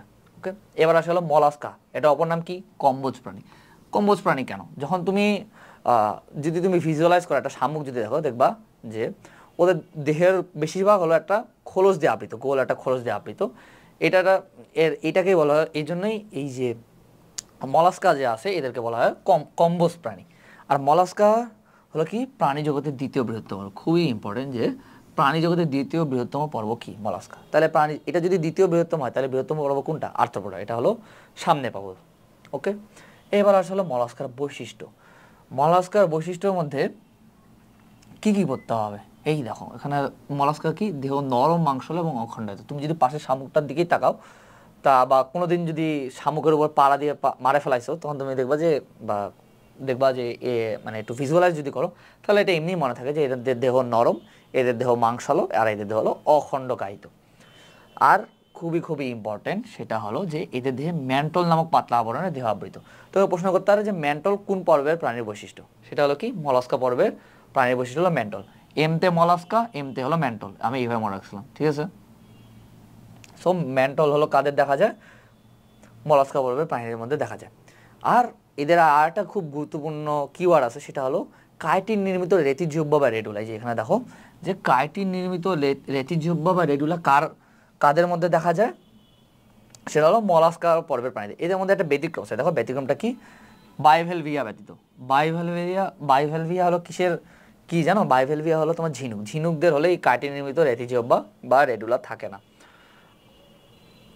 এরপর আসে হলো রক্তে কি কি পাওয়া যায়, এদের রক্তে হলো হিমোসায়ানিন রঞ্জক এবং অ্যামিবোসাইট কণিকা থাকে। তাহলে হিমোসায়ানিন রঞ্জক আর অ্যামিবোসাইট কণিকা এই দুটো কোথায় পাওয়া যায়, মলাস্কা পর্বের পাওয়া যায়। তারপর এই যে ম্যান্টল পর্দা, এই ম্যান্টল পর্দাটা কিন্তু খুবই ইম্পর্টেন্ট, যে ম্যান্টল পর্দা কাদের দেখা যায়, সেটা হলো মলাস্কা পর্বের প্রাণীদের। আবার স্থলচরদের এদের ক্ষেত্রে দেখা যায় যে পালমোনারি থলির বিকাশ ঘটে। আর এদের লার্ভা দশার নাম কি, ট্রোকোফোর, ভ্যালিজার এবং গ্লচিডিয়াম। এখানে একটা ইম্পর্টেন্ট লাইন মিস গেছে, আমি দাগানোর সময় ভুলে গেছিলাম। সেটা কি, যে মলাস্কা পর্বের অধিকাংশ প্রাণী কিন্তু হলো দেখো দ্বিপার্শ্বীয় প্রতিসম। শুধুমাত্র গ্যাস্ট্রোপোডা ব্যতীত। তাহলে গ্যাস্ট্রোপোডা কি? গ্যাস্ট্রোপোডা হলো অপ্রতিসাম্য। ওকে, এটা হলো তোমরা মনে রাখবা। আর মলাস্কা পর্বের কি কি উদাহরণ মনে রাখতে হবে, যে শামুক হলো মলাস্কা পর্বের অন্তর্ভুক্ত, ঝিনুক হলো মলাস্কা পর্বের অন্তর্ভুক্ত, আর অক্টোপাস হলো মলাস্কা পর্বের অন্তর্ভুক্ত। আর এখানের মধ্যে দুইটা হলো সাইন্টিফিক নেম মনে রাখতে হবে, যে ঝিনুকের সাইন্টিফিক নেমের ক্ষেত্রে পুরাটা মনে রাখার দরকার নেই, তুমি জাস্ট যদি প্রজাতির নামটা মনে রাখতো, মার্জিনালিস যদি মনে রাখো যে মার্জিনালিস মানে হলো ঝিনুক, সেটাই এনাফ। আবার আপেল শামুক বা পিলাগ্লোস, এটা অবশ্য যদিও আগে পড়েছে তাও মনে রাখবা। ওকে, এরপর আসলে অ্যানেলিডা। এই পর্বের অপর নাম কি? অঙ্গুরিমাল। খুব ফানি একটা নাম দিছে, কেন যে দিছে জানি না। তো এরপরে অ্যানেলিডা পর্বের বৈশিষ্ট্য। অ্যানেলিডা পর্বে হলো কি কি দেখা যায়, এই যে শুরুর দিকে যতগুলো আছে প্রায় এগুলো আমরা আগেই পড়ে আসছি, যে এদের পেরিটোনিয়াম থাকে, এরা যেহেতু ইউসিলেমের তাই এদের পেরিটোনিয়াম দ্বারা আবৃত সিলম থাকে। আবার এদের দেহে প্রকৃত খণ্ডায়ন বা ট্রু সেগমেন্টেশন দেখা যায়, এটা আমরা আগে পড়ে আসছি। সো আমি একদম ডিরেক্ট হলো মেইন ইনফোতে চলে যাই। সিটি এদের হলো চলনাঙ্গ কি? কাইটিনময় সিটি আর হলো পেশল প্যারাপোডিয়া। তাহলে কাইটিনময় সিটি আর পেশল প্যারাপোডিয়া কাদের মধ্যে দেখা যায়? দেখা যায় হলো অ্যানেলিডা পর্বে। আর এদের মধ্যে কি দেখা যায়? অ্যানেলিডা পর্বের অন্যতম খুবই গুরুত্বপূর্ণ টাইম ছিল, এটা যদি পারলে আমি 3 স্টার দিই, যে অ্যানেলিডাদের রেচনাঙ্গ কি? অ্যানেলিডাদের রেচনাঙ্গ হলো নেফ্রেডিয়া। আর নেফ্রেডিয়ার একটা অপর নাম আছে, নেফ্রেডিয়ার অপর নাম কি? Segmental organ. দেখো এখানে লেখা আছে যে নেফ্রেডিয়াকে সেগমেন্টাল অর্গান বলে। আর এদের হলো রক্ত সংবহনতন্ত্র হলো বদ্ধ ধরনের। আর রক্তে কি পাওয়া যায়? হিমোগ্লোবিন, হিমোএরিথ্রিন এবং ক্লোরোকুইনিন। এখানে কিন্তু একটা জিনিস দেখো, মলাস্কা পর্বের প্রাণীর ক্ষেত্রে আমরা কি পাইছিলাম বলতো, যে হিমোসায়ানিন এবং অ্যামিবোসাইড কণিকা। সো এটা কিন্তু গুলায় ফেলা যাবে না, মলাস্কাদের হিমোসায়ানিন এবং অ্যামিবোসাইড কণিকা, আর অ্যানেলিডার ক্ষেত্রে কি? হিমোগ্লোবিন, হিমোএরিথ্রিন, ক্লোরোকুইনিন। ওকে, আর এদের যে লার্ভা দশাটা, এটাও কিন্তু খুবই ইম্পর্টেন্ট। কেন বলতো? কারণ দেখো এখানে কিন্তু একটা উদাহরণই খালি দেওয়া আছে। প্রশ্ন কেন এটা কেন ইম্পর্টেন্ট বললাম, তোমাকে প্রশ্ন করতে পারে নিচের কোনটি অ্যানেলিডা পর্বে লার্ভার নাম, লার্ভা দশার নাম। ধরো যে বাকি অন্যান্য অনেকগুলো পর্ব আছে, রেডিয়া, সার্কেরাস, সোরোসিস্ট, এগুলো সবগুলোর নাম দিল, লাস্ট অপশনে যাই দিল ট্রোকোফোর। খুব সহজে এমসিকিউ বানানো যায় না, যেগুলোতে লার্ভা দশার একটা করে নাম দেওয়া আছে এগুলো কিন্তু খুবই ইম্পর্টেন্ট। এবার হলো অ্যানেলিডা পর্বের উদাহরণ দেওয়া আছে। অ্যানেলিডা পর্বের একটা উদাহরণের সাইন্টিফিক নেম মনে রাখতে হবে, সেটা হলো কি? মেডিসিনালিস। প্রজাতির নেমটা মনে রাখবা, যে মেডিসিনালিস কার সাইন্টিফিক নেম? যোগ। এখন তুমি একটা জিনিস বলি, এটা অবশ্য বলা হয়নি শুরুর দিকে, দেখবা যখন বৈশিষ্ট্যগুলোর নিচে দেখো বিভিন্ন লিখছে যে অ্যানেলিডা পর্ব 3টা ক্লাসে বিভক্ত। আবার কোন পর্বের আবিষ্কারক এইগুলা বা কোন পর্বের সংখ্যা কি, এগুলা না মনে রাখার দরকার নেই। কোন পর্ব কয়টা ক্লাসে বিভক্ত, ক্লাসগুলোর নাম, ক্লাসগুলোর উদাহরণ, এগুলো মনে রাখার দরকার নেই। জাস্ট কিওয়ার্ড এবং বৈশিষ্ট্য আর বেশ কয়েকটা উদাহরণ পড়লেই মোর দেন এনাফ। ওকে, কারণ তুমি যদি পরীক্ষা দিতে যাও দেখবা এগুলা থেকে কখনো প্রশ্ন আসে, হোক সেটা কলেজের, হোক সেটা কোচিংয়ের, বা হোক যেখানে এক্সাম দাও, এই ক্লাস বা আবিষ্কারক এগুলা থেকে প্রশ্ন আসে না, সেগুলো মনে রাখার দরকার নেই। এবার আসলে আর্থ্রোপোডা বা সন্ধিপদী প্রাণী, আমাদের অপর নামটা মনে রাখতে হবে। আর এটা কি? আর্থ্রোপোডা হচ্ছে প্রাণী জগতের বৃহত্তম পর্ব। খুবই ইম্পর্টেন্ট ইনফো যে প্রাণী জগতের বৃহত্তম পর্ব কি? সেটা হলো আর্থ্রোপোডা। এরপরে আসি আর্থ্রোপোডার বৈশিষ্ট্য। অ্যান্টেনা থেকে পুঞ্জাক্ষী থাকে, এগুলো আবার বহিকঙ্কাল কাইটিনির মতো, আবার এদের হিমোসিল থাকে। এসব আমরা হলো সেকেন্ড যে চ্যাপ্টারটা যদি কেউ পড়ে আসো তাহলে ওখানেই আছে এগুলো। সো নতুন করে পড়া দেওয়ার মতন কিছু নাই।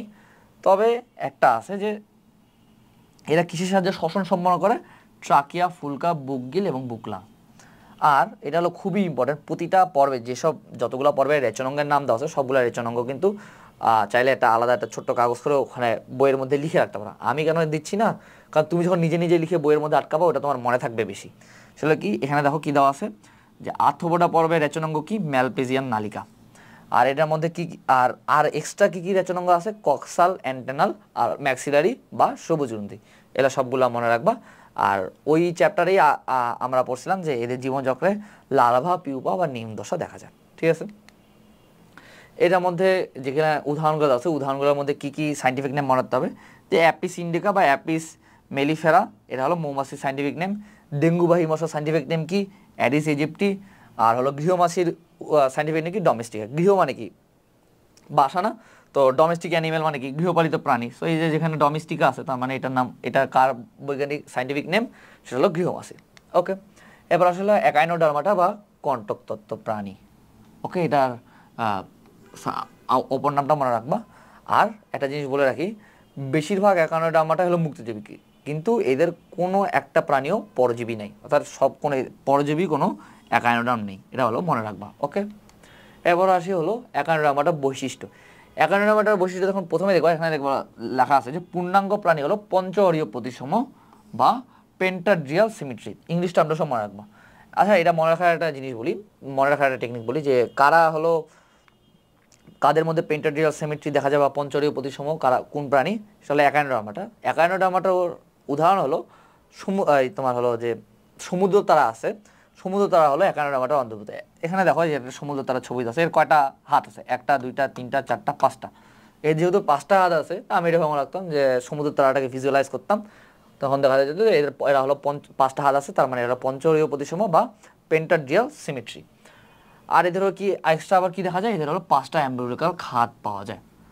আবার এদের বহিকঙ্কাল কি, স্পাইন এবং পেডিসেলারি। তোমাকে প্রশ্ন করতে পারে স্পাইন ও পেডিসেলারি নামক বহিকঙ্কাল কোন পর্বের প্রাণী বৈশিষ্ট্য, এটা হলো অ্যাকানোডার্মাটা। তারপর হলো এদের চলনাঙ্গ কি, চলনাঙ্গ হলো নালিকাপদ বা টিউব ফিট।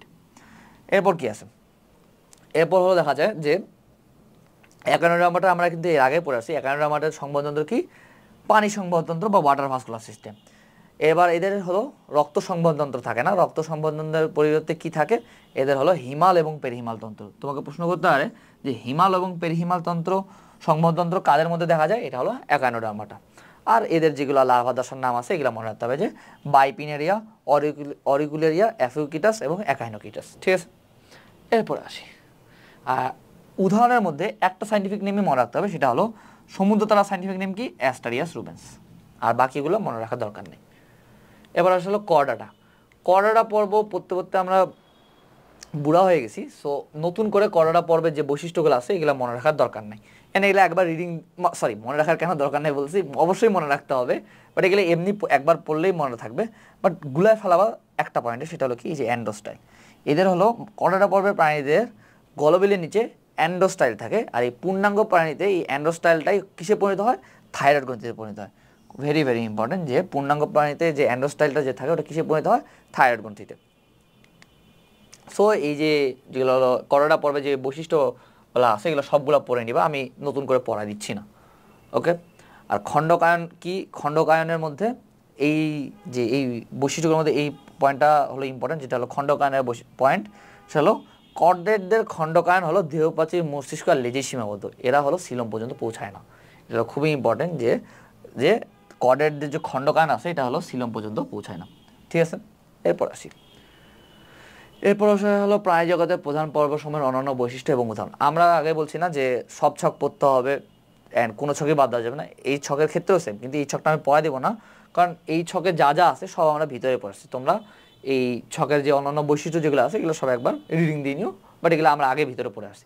তবে এখানে একটা কাহিনী আছে, সব এই যে মেটাফের প্রস্থমা হলো কেঁচোর যে সাইন্টিফিক নেম, এটা কিন্তু ভিতরে দেওয়া নেই, শুধুমাত্র এই উদাহরণ, এই সাইন্টিফিক নেমটাই তুমি এই ছক থেকে মনে রাখবা, বাকি যেগুলো আমি দেখাই দিছি ওগুলো পড়লেই হবে, এক্সট্রা করে এখান থেকে পড়ার দরকার নেই।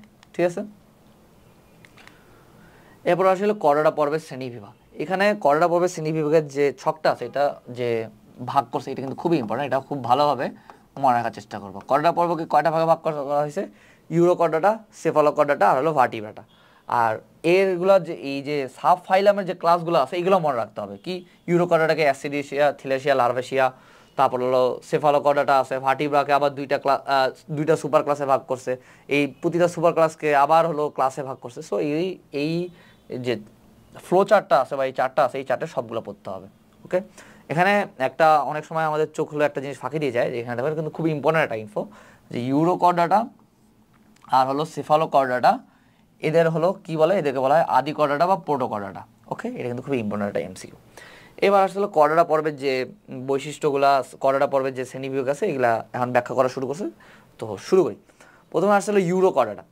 ইউরোকর্ডাটাকে কি বলা হয়, ইউরোকর্ডাটার অপর নাম কি, সাগর ফোয়ারা। এখন এদের সাগর ফোয়ারা কেন বলা হয়, কারণ এদের দেহে হলো সাইফন থাকে, আর এই সাইফনের সাহায্যে এরা সজোরে পানি বের করে দেয়, এই জন্য ইউরোকর্ডাটার অপর নাম কি, সাগর ফোয়ারা বা সি স্কোয়াড।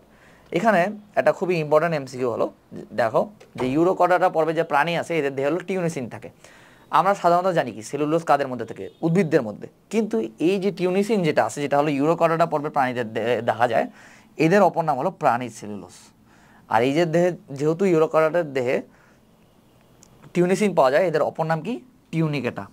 ওকে, এটা হলো খুবই ইম্পর্টেন্ট একটা এমসিকিউ, যে নিচের কোনটি প্রাণীজ সেলুলোজ হতে পারে, এটার অ্যান্সার হলো টিউনিসিন। টিউনিসিনের অপর নাম হলো প্রাণীজ সেলুলোজ। ওকে, এবার আসে হলো এদের বৈশিষ্ট্য। এই বৈশিষ্ট্যগুলো উপরে যতগুলো আছে সবগুলো রিং দিবা, বাট ইম্পর্টেন্ট যে কিওয়ার্ড বা যেগুলো বৈশিষ্ট্য আছে এগুলো আমি একটু পড়াই দিই। সেটা হলো যে এই ইউরোকর্ডাটাদের প্রতিরূপান্তর বা রেট্রোগ্রেসিভ মরফোসিস দেখা যায়, মেটামরফোসিস দেখা যায়। এখন এটা মানে কি প্রতিরূপান্তর মানে কি? প্রতিরূপান্তর মানে হলো তোমার উন্নত বৈশিষ্ট্য থেকে অনুন্নত বৈশিষ্ট্যের দিকে যাওয়া। এখন তুমি যদি রিডিং দাও তাহলেই বুঝতে পারবা যে এটা কেন বললাম, মানে আমাদের দেহে যা আছে ওদের দেহে সব উল্টা হয়ে গেছে। এখানে দেখো যে লার্ভা রূপান্তরের সময় এদের স্নায়ুরজ্জ সংক্ষিপ্ত হয়ে স্নায়ুগ্রন্থি বা গ্যাংলিয়নে রূপান্তরিত হয়। আবার এটা খুবই ইম্পর্ট্যান্ট একটা এমসিকিউ, যে ইউরোকর্ডাটার দেহে হৃদচক্রে রিভার্স পেরিস্টোসিস দেখা যায়। ওকে, আর হলো কি এদের হলো লার্ভার প্রতিরূপান্তর বা রেট্রোগ্রেসিভ মেটামরফোসিস দেখা যায়। ওকে, আবার সাথে হলো এই যখন রেট্রোগ্রেসিভ মেটামরফোসিস হয়, এদের অন্যান্য যতগুলো অঙ্গ আছে সবগুলো এই কোণটা মানাতে হবে, যে কত কোণে ঘুরে যায়, 90 ডিগ্রি কোণে ঘুরে যায়। সো এই বৈশিষ্ট্যগুলোর মধ্যে সবগুলা বৈশিষ্ট্যই পড়তে হবে, শুধুমাত্র এই যে কয়টা দেখা দিয়েছি এই কয়টা একটু বেশি ইম্পর্টেন্স দিয়ে পড়বা। এবার আসলে ইউরোকর্ডাটার যে ক্লাস, ইউরোকর্ডাটাকে যে কয়েকটা ক্লাসে ভাগ করছে, এগুলা বৈশিষ্ট্য দেওয়া আছে, এগুলো পড়া লাগবে না। মানে এখান থেকে প্রশ্ন আসার সম্ভাবনা কম, কারণ এর আগে দেখো আমরা যতগুলো ইম্পর্টেন্ট টপিকস পড়লাম, এরপরে আরও ইম্পর্টেন্ট টপিক আছে, সো এখান থেকে আসার সম্ভাবনা কম। আর আসলেও মেইন বৈশিষ্ট্য কিন্তু এইগুলোই। ওকে, সো অ্যাসিডিয়েশিয়া, থ্যালিয়েশিয়া, লার্ভেশিয়া এগুলো বৈশিষ্ট্য লাগবে না, চাইলে পড়তে পারো, একবার রিডিং দিতে পারো। এবার আসলে হলো সেফালোকর্ডাটা, সাবফাইলাম টু সেফালোকর্ডাটা। এদের অপর নাম কি? ভল্লাকার বা বল্লামাকার প্রাণী। আর ইংলিশ টার্মটা কি, ইংলিশে কি বলে? ল্যান্সিওলাস। এখন সেফালোকর্ডাটার ক্ষেত্রে একটা জিনিস মনে রাখতে হবে, যে এটা কিন্তু খুব একটা ছোট সংখ্যা, যে কি এখন পর্যন্ত 33 প্রজাতির সেফালোকর্ডাটা শনাক্ত করা হয়েছে। শুধুমাত্র আমি এখন পর্যন্ত কিন্তু কোনো সংখ্যা মুখস্থ করতে পারিনি, শুধুমাত্র এই সংখ্যাটা মুখস্থ করতে পারলাম, কারণ এটা একটু ইম্পর্টেন্ট, যে সেফালোকর্ডাটা কয়টা প্রজাতি এখন পর্যন্ত শনাক্ত করা সম্ভব হয়েছে, সেটা হলো 33টা। এবার হলো এদের বৈশিষ্ট্য, সবগুলো বৈশিষ্ট্য একবার রিং দিবা, তবে কিওয়ার্ড কী কী আছে। এর হলো ওরাল, এদের কি দেখা যায় ওরাল সিরি বা ওরাল হুড। ওরাল সিরি বা ওরাল হুড হলো এদের পর্বের একটা বৈশিষ্ট্য, আর এদের হলো ভি আকারের মায়োটাইম পেশি থাকে। ওকে, সো এই দুইটা কিওয়ার্ড একটু ভালোভাবে মনে রাখার চেষ্টা করবা। এবার আসলে ভার্টিব্রাটা। ভার্টিব্রাটা মানে হলো আমরাই হলো ভার্টিব্রাটার অন্তর্ভুক্ত। সো আমাদের যে যা বৈশিষ্ট্য আছে এখানেও ওই তাই বৈশিষ্ট্য আছে। সো এখানে আমি আবার নতুন করে পড়া দেবো না, বাট এখানে গুলায় ফেলাবা কোন কোন টপিকে শিলাম একটু বলে দিই। এই দেখো, এই যে গলবিলের উভয় পাশে কত জোড়া ফুলকারন্দ থাকে? 5 থেকে 15 জোড়া। এটা হলো আলাদাভাবে মনে রাখতে হবে। সাথে হলো কি আমাদের দেহের প্রধান রেচনাঙ্গ কি? বৃক্ষ। আর বৃক্ষ কোথা থেকে উদ্বুদ্ধ হয়? মেসোডার্ম থেকে। সো মেসোডার্ম থেকে উদ্ভূত বৃক্ষ হলো প্রধান রেচনাঙ্গ। আর এদের কত জোড়া কর্টিক স্নায়ু থাকে? ভার্টিব্রাটাদের 10 থেকে 12 জোড়া। সো এই তিনটা হলো গুলায় ফেলার সম্ভাবনা বেশি, এই তিনটা একটু মনে রাখার ভালোভাবে মনে রাখার চেষ্টা করবো। আর বাকি যতগুলো আছে এগুলো একবার রিডিং দিলেই মনে থাকবে আশা করি, কারণ এগুলো সব আমাদেরই বৈশিষ্ট্য। এবার আসলে ভার্টিব্রাটাকে হলো দুইটা সুপার ক্লাসে ভাগ করা আছে, একটা হলো সাইক্লোস্টোমাটা আর একটা হলো ন্যাথোস্টোমাটা। সাইক্লোস্টোমাটা কি? সাইক্লোস্টোমাটা হলো প্রকৃত চোয়াল এবং জোড়ুপাঙ্গবিহীন। এখানে দেখো লেখা আছে যে সাইক্লোস্টোমাটা হলো প্রকৃত চোয়াল এবং জোড়ুপাঙ্গবিহীন। আর মিক্সিনিটা কি? মিক্সিনিটা কি? এই যে সাইক্লোস্টোমাটা আছে একে আবার দুইটা ক্লাসে ভাগ করা হয়েছে, একটা হলো মিক্সিনি আর একটা হলো পেট্রোমাইজন্টিটা। এখন মিক্সিনি আর পেট্রোমাইজন্টিটার ক্ষেত্রে কী কী মনে রাখবো? মিক্সিনির অপর নামগুলো মনে রাখতে হবে, যে মিক্সিনির অপর নাম হলো কি? হ্যাগফিশ। এই মিক্সিনিকে আবার স্লাইমিল নামেও অভিহিত করা হয়। এখন এইখানে যতগুলো বৈশিষ্ট্য আছে বৈশিষ্ট্যগুলোর মধ্যে সব থেকে ইম্পর্টেন্ট হলো দুইটা বৈশিষ্ট্য। একটা হলো যে মিক্সিনিদের কি 5 থেকে 15 জোড়া ফুলকারন্ধ্র থাকে। এটা কিন্তু আমরা আগে পড়ছি ভার্টিব্রাটার মধ্যে, যে ভার্টিব্রাটাদের কত জোড়া ফুলকারন্ধ্র থাকে? 5 থেকে 15 জোড়া। আর এদের কোনো লার্ভা দশা নেই, ভেরি ভেরি ইম্পর্টেন্ট। ওকে, এবার আছে হলো পেট্রোমাইজন্টিটা। পেট্রোমাইজন্টিটার অপর নাম কি? ল্যাম্প্রে। আমার হাতে কি জানো? আমার হাতে হলো পিতে পেট্রোমাইজন্টিটা, ল্যাম্প্রেতে পি আছে। সো পেট্রোমাইজন্টিটার অপর নাম হলো ল্যাম্প্রে। আর অ্যামোসিড লার্ভা দশা এদের দেখা যায়। এটা যে কতবার আমি হলো কোচিংয়ের পরীক্ষা পাইছি যে অ্যামোসিড লার্ভা দশা কাদের বৈশিষ্ট্য। সো মনে রাখবো যে অ্যামোসিড লার্ভা দশা হলো পেট্রোমাইজন্টিটার বৈশিষ্ট্য। এবার হলো এদের ফুলকা, এদের হলো 7 জোড়া ফুলকা আছে। এই পেট্রোমাইজার ডেটা থেকে এই কয়েকটা ইনফোই ভেরি ইম্পর্টেন্ট, বাকি সবগুলো একবার করে রিডিং দিবা। এবার আসলে হলো ন্যাথোস্টোমাটা। ন্যাথোস্টোমাটা কি? প্রকৃত চল এবং জোড়ুপাঙ্গ বিশিষ্ট। এই সুপার ক্লাস ন্যাথোস্টোমাটাকে আবার 3টা ভাগে ভাগ করা হয়েছে, কন্ডেকথিস, অ্যাক্টিনোপেরিজি আর হলো সার্কোপেরিজি। সো এখন কন্ডেকথিসের ক্ষেত্রে কী কী পড়বো? কন্ডেকথিসকে ক্ষেত্রে প্রথমেই হলো বলি, এরা হলো দাপুটি গোষ্ঠী হিসেবে পরিচিত। কন্ডেকথিসের উদাহরণ কি? হাঙর মাছ। তুমি দেখো যে হাঙর মাছ কি একটু দাপুটে স্বভাবের না? কন্ডেকথিস হলো দাপুটে গোষ্ঠীর অন্তর্ভুক্ত, এটা হলো মনে রাখতে হবে। আর বৈশিষ্ট্যগুলোর মধ্যে কয়েকটা কিওয়ার্ড যেগুলো সবসময় আসে, সব থেকে বেশি ইম্পর্টেন্ট, সেগুলো মনে রাখতে হবে। এদের আইস, কন্ডেকথিসের হলো প্ল্যাকয়েড নামক আইস থাকে, আর এর হলো কি কন্ডেকথিস হলো তরুণাস্থিময়। আর এদের হলো কি, তুমি যখন একটা হাঙরের কথা চিন্তা করো, যেমন চিত্রটা দেখো, এদের কিন্তু ফুলকা রন্ধ্রগুলো কিন্তু ঢাকা থাকে না কোনো কিছু দিয়ে, এদের ফুলকা রন্ধ্রগুলো হলো উন্মুক্ত, এই জন্য এদের কি থাকে না, কানকো বা অপারকুলাম থাকে না। ওকে, আবার এদের পুচ্ছ পাখনাটা মরাতে, এদের পুচ্ছ পাখনা হলো হেটারো সার্কেল, আর এদের হলো বায়োথলি বা সুইম ব্লাডারও থাকে না। ওকে, এই কয়েকটা ইনফো হলো খুবই ইম্পর্টেন্ট, এই কয়েকটা ইনফো থেকে বারবার প্রশ্ন আসে। এবার আসলে অ্যাক্টিনোপেরিজির ক্ষেত্রে যদি আমি দেখি, ওই আবার সেম জিনিসই মনে রাখতে হয়, সেগুলো কি, এর হলো সাইক্লয়েড বা টিনয়েড আইস থাকে। কী কী আইস দেওয়া হবে? তো সাইক্লয়েড আর টিনয়েড। আর আমরা কন্ডেকথিসের ক্ষেত্রে কী বললাম? প্ল্যাকয়েড আইস। আর আমরা যত প্রকারের যা মাছ খাই বা আমাদের যেসব মাছ খাই, এই সবগুলো মাছই হলো অ্যাক্টিনোপেরিজির অন্তর্ভুক্ত। এরপর হলো কি, এদের হলো অ্যান্ড্রোকন্ড্রাল উৎস সম্পন্ন অস্থি নির্মিত অস্থি নির্মিত অন্তকঙ্কালে অবস্থিত। অ্যান্ড্রোকন্ড্রাল উৎস মানে কি? যে অস্থিগুলো হলো তরুণ অস্থি থেকে উৎপত্তি লাভ করেছে, সেগুলোই হলো অ্যান্ড্রোকন্ড্রাল। এখন এদের পুচ্ছপাখনা কি? হোমোসার্কাল। আর আমরা হোমোসার্কাল মানে কি? যেটা পুচ্ছপাখনার অংশ দুটো সমান। তুমি যদি ইলিশ মাছ বা রুই মাছ যে কোনো একটা মাছকে ভিজুয়ালাইজ করো, দেখবা যে ওদের যে পুচ্ছপাখনা, লেজটা যে আছে, ওটা দুইটা পাখায় কিন্তু একদম সমান। সো এরা হলো হোমোসার্কাল, অর্থাৎ এদের পুচ্ছপাখনার দুইটা অংশই সমান। আর এদের হলো বায়োথলি বা পটকা থাকে। এটা কিন্তু যারা হলো মায়ের সাথে মাছ কাটা দেখছো, তারা কিন্তু জানো যে যেগুলো মাছ আমরা খাই, বেশিরভাগ সবগুলো মাছেরই বায়োথলি বা পটকা থাকে, যেগুলো এদের ভাসে থাকতে সাহায্য করে। এবার আসলে হলো সার্কোপেরিজির ক্ষেত্রে কি মনে হয়? এদের অপর নাম মনে রাখতে হবে, এটা হলো কি, পিণ্ডাকার পাখনা বিশিষ্ট মাছ বা লোভ ফিন্ড ফিশ। এখন এর বৈশিষ্ট্যগুলোর মধ্যে কী কী? ওই সেম আইস মনে রাখতে হবে, পুচ্ছ পাখনা কী ধরনের মনে রাখতে হবে, আর একটা দুইটা বৈশিষ্ট্য আছে যেগুলো একটু আলাদা, যেগুলো হলো কিওয়ার্ডস। সে হলো কি, এদের হলো গ্যানয়েড আইস থাকে, খুবই ইম্পর্টেন্ট। আর এদের লেজ হলো ডাইফাই সার্কেল। ওকে, আর এদের হলো কি, এদের কিন্তু বায়োথলি বা পটকা থাকে। তাহলে বায়োথলি বা পটকা কার থাকে না? শুধুমাত্র কন্ডেকথিসেরই থাকে না। আর এদের কি থাকে? চলে প্রকৃত এনামেল আবৃত দাঁত বিদ্যমান। আচ্ছা, এরপরে হলো করোডা পর্বের অন্যান্য যেগুলা পর্ব আছে, যেমন অ্যামফিবিয়া, রেপ্টাইলিয়া, অ্যাভিস, ম্যামেলিয়া, এগুলা। আমি একটা জিনিস বলে রাখি না, করোডা পর্ব থেকে রিসেন্টলি কয়েক বছর থেকে একটু প্রশ্ন কম আসতেছে, তাই বলে যে এগুলোকে গুরুত্ব দিব না তা না, এগুলো কিন্তু অনেক গুরুত্বপূর্ণ। এখন অনেক সময় হয় কি, স্যারের যদি ইচ্ছা হয়, এই যেগুলো পরিচিত অ্যামফিবিয়া, রেপ্টাইলিয়া, এগুলো কিন্তু পরিচিত পর্ব, এগুলো থেকে প্রশ্ন দিলেও দিতে পারে। সো এগুলো কিন্তু সেম গুরুত্ব দিয়ে পড়বো, বাট শুরুর দিকে একটু বেশি গুরুত্ব দিবা। এবার আসলে অ্যামফিবিয়া মানে হলো উভচর। এখন আমি না এখান থেকে হলো তোমাদের পড়াবো না, মানে এখানে যে বৈশিষ্ট্যগুলো আছে, বেশিরভাগ বৈশিষ্ট্য একটা ছকে দেওয়া আছে, ওই ছকটাতে আমরা যাই। চলো, তো ছকটা কোথায়? এই ছকটা হলো ভেরি ভেরি ইম্পর্ট্যান্ট, খুবই গুরুত্বপূর্ণ। এই ছকটা পড়লেই বলতে গেলে সবগুলা বৈশিষ্ট্য মনে থাকে যায়। এখন দেখো, মৎস্য, উভচর, সরীসৃপ, পাখি এভাবে সিরিয়ালে দিছে। এখন ধরো এদের ত্বক কি?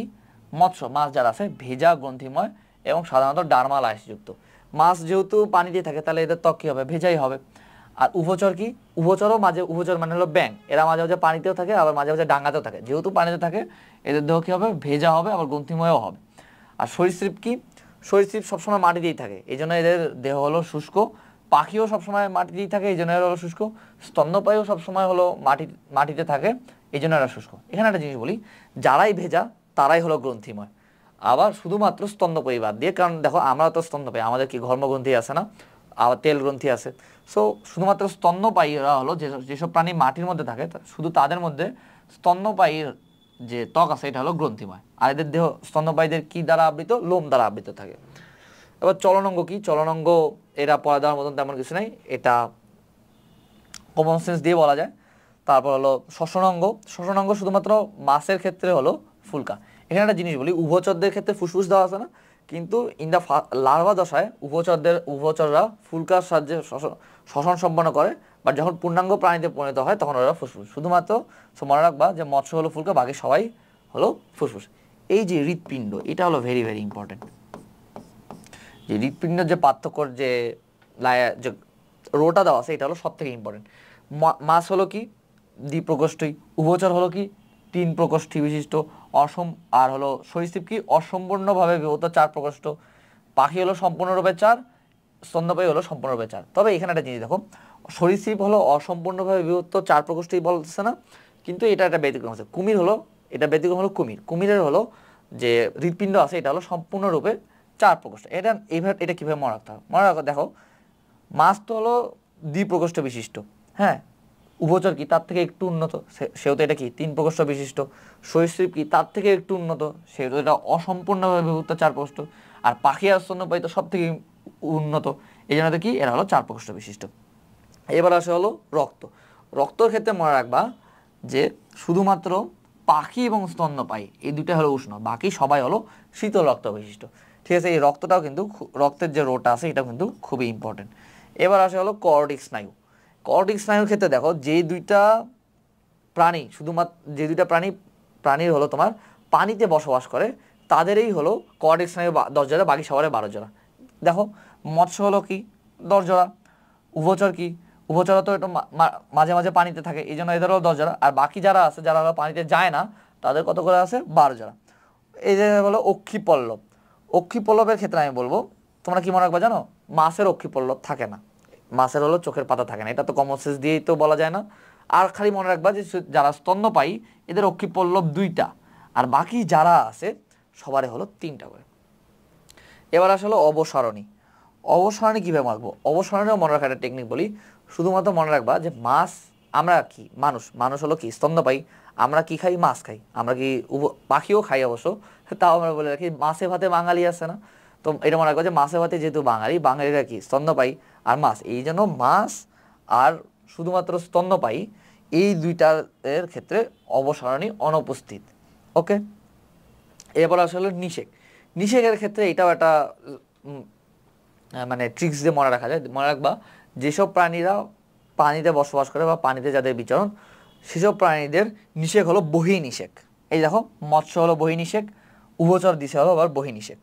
আর প্রসব হলো কি, এটা হলো তোমার বেশিরভাগ ক্ষেত্রেই কমন সেন্স দিয়ে অ্যান্সার করা যায়। যেমন মৎস্য হলো ডিম পারে, উভচরও হলো ডিম পারে, সরীসৃপ যেমন ধরো যে কুমির, সাপ এরাও কি ডিম পারে, আবার পাখিও কি ডিম পারে, শুধুমাত্র স্তন্যপায়ী হলো বাচ্চা দেয়। তবে এখানে একটা ব্যতিক্রম আছে, হংসচঞ্চু হলো নিষিক্ত ডিম। সব স্তন্যপায়ী হলো তোমার বাচ্চা প্রসব করে না, হংসচঞ্চু হলো নিষিক্ত ডিমের সাহায্যে যৌন জনন সম্পন্ন করে। এখন তোমার মাথায় প্রশ্ন আসতে পারে ভাই হংসচঞ্চু হলো প্লাটিপাস, আমরা প্লাটিপাস নামেই বেশি পরিচিত। এবার যখন আমরা এই ছকটা পড়লাম না, এবার এই ছকে হলো বেশিরভাগ বৈশিষ্ট্যগুলো হয়ে গেছে। এখন বাকি যে বৈশিষ্ট্যগুলো আছে, বাকি বৈশিষ্ট্যগুলো এইখানে আমি দাগায় রাখছি, কই গেল, দেখো অ্যামফিবিয়া বা উভচর, অ্যামফিবিয়া মানে কি উভচর। ওকে, তো অ্যামফিবিয়ার ক্ষেত্রে সবগুলো আমরা আগেই পড়ে আসছি, সব থেকে ইম্পর্টেন্ট কি জানো, এই যে এই পয়েন্টটা, সেটা হলো কি অগ্রপদে 4টি আর পশ্চাৎপদে হলো 5টি করে নখরবিহীন আঙ্গুল থাকে। ঠিক আছে, আর এদের জীবনচক্রে কি থাকে, ট্যাডপল নামক লার্ভা দশা। তবে বেশি ইম্পর্টেন্ট কিন্তু এই পয়েন্টটাই। ওকে, এরপর আসি হলো রেপটাইলিয়া বা সরীসৃপ। আমাদের বেলা কিন্তু অর্থাৎ যে 23-24 সালে মেডিকেল ভর্তি এটা আসছিল যে সরীসৃপের যুগ কোনটি, এটা হলো মেসোজোয়িক যুগ। যদিও এই যে প্রশ্নটা করা হয়েছিল সরীসৃপের যুগ কোনটি, মেসোজোয়িক যুগ, এটা কিন্তু হলো প্রাণী বিজ্ঞানের যে সবার লাস্ট চ্যাপ্টারটা আছে, লাস্ট চ্যাপ্টারের অনুসরণী এমসিকিউ ছিল এটা, যে সরীসৃপের যুগ কোনটা, মেসোজোয়িক যুগ। এখান থেকে প্রশ্নটা আসলে করে নাই। এবার আসলে সরীসৃপের বৈশিষ্ট্য কি, মধ্যে ইম্পর্টেন্ট বৈশিষ্ট্য কি, যে এদের প্রতি পায়ে 5টি করে নখর যুক্ত, এটা কিন্তু ভালোভাবে আমরা দেখবা, এদের কিন্তু নখর যুক্ত। আর যারা অ্যামফিবিয়া বা উভচর আছে এদের হলো নখরবিহীন।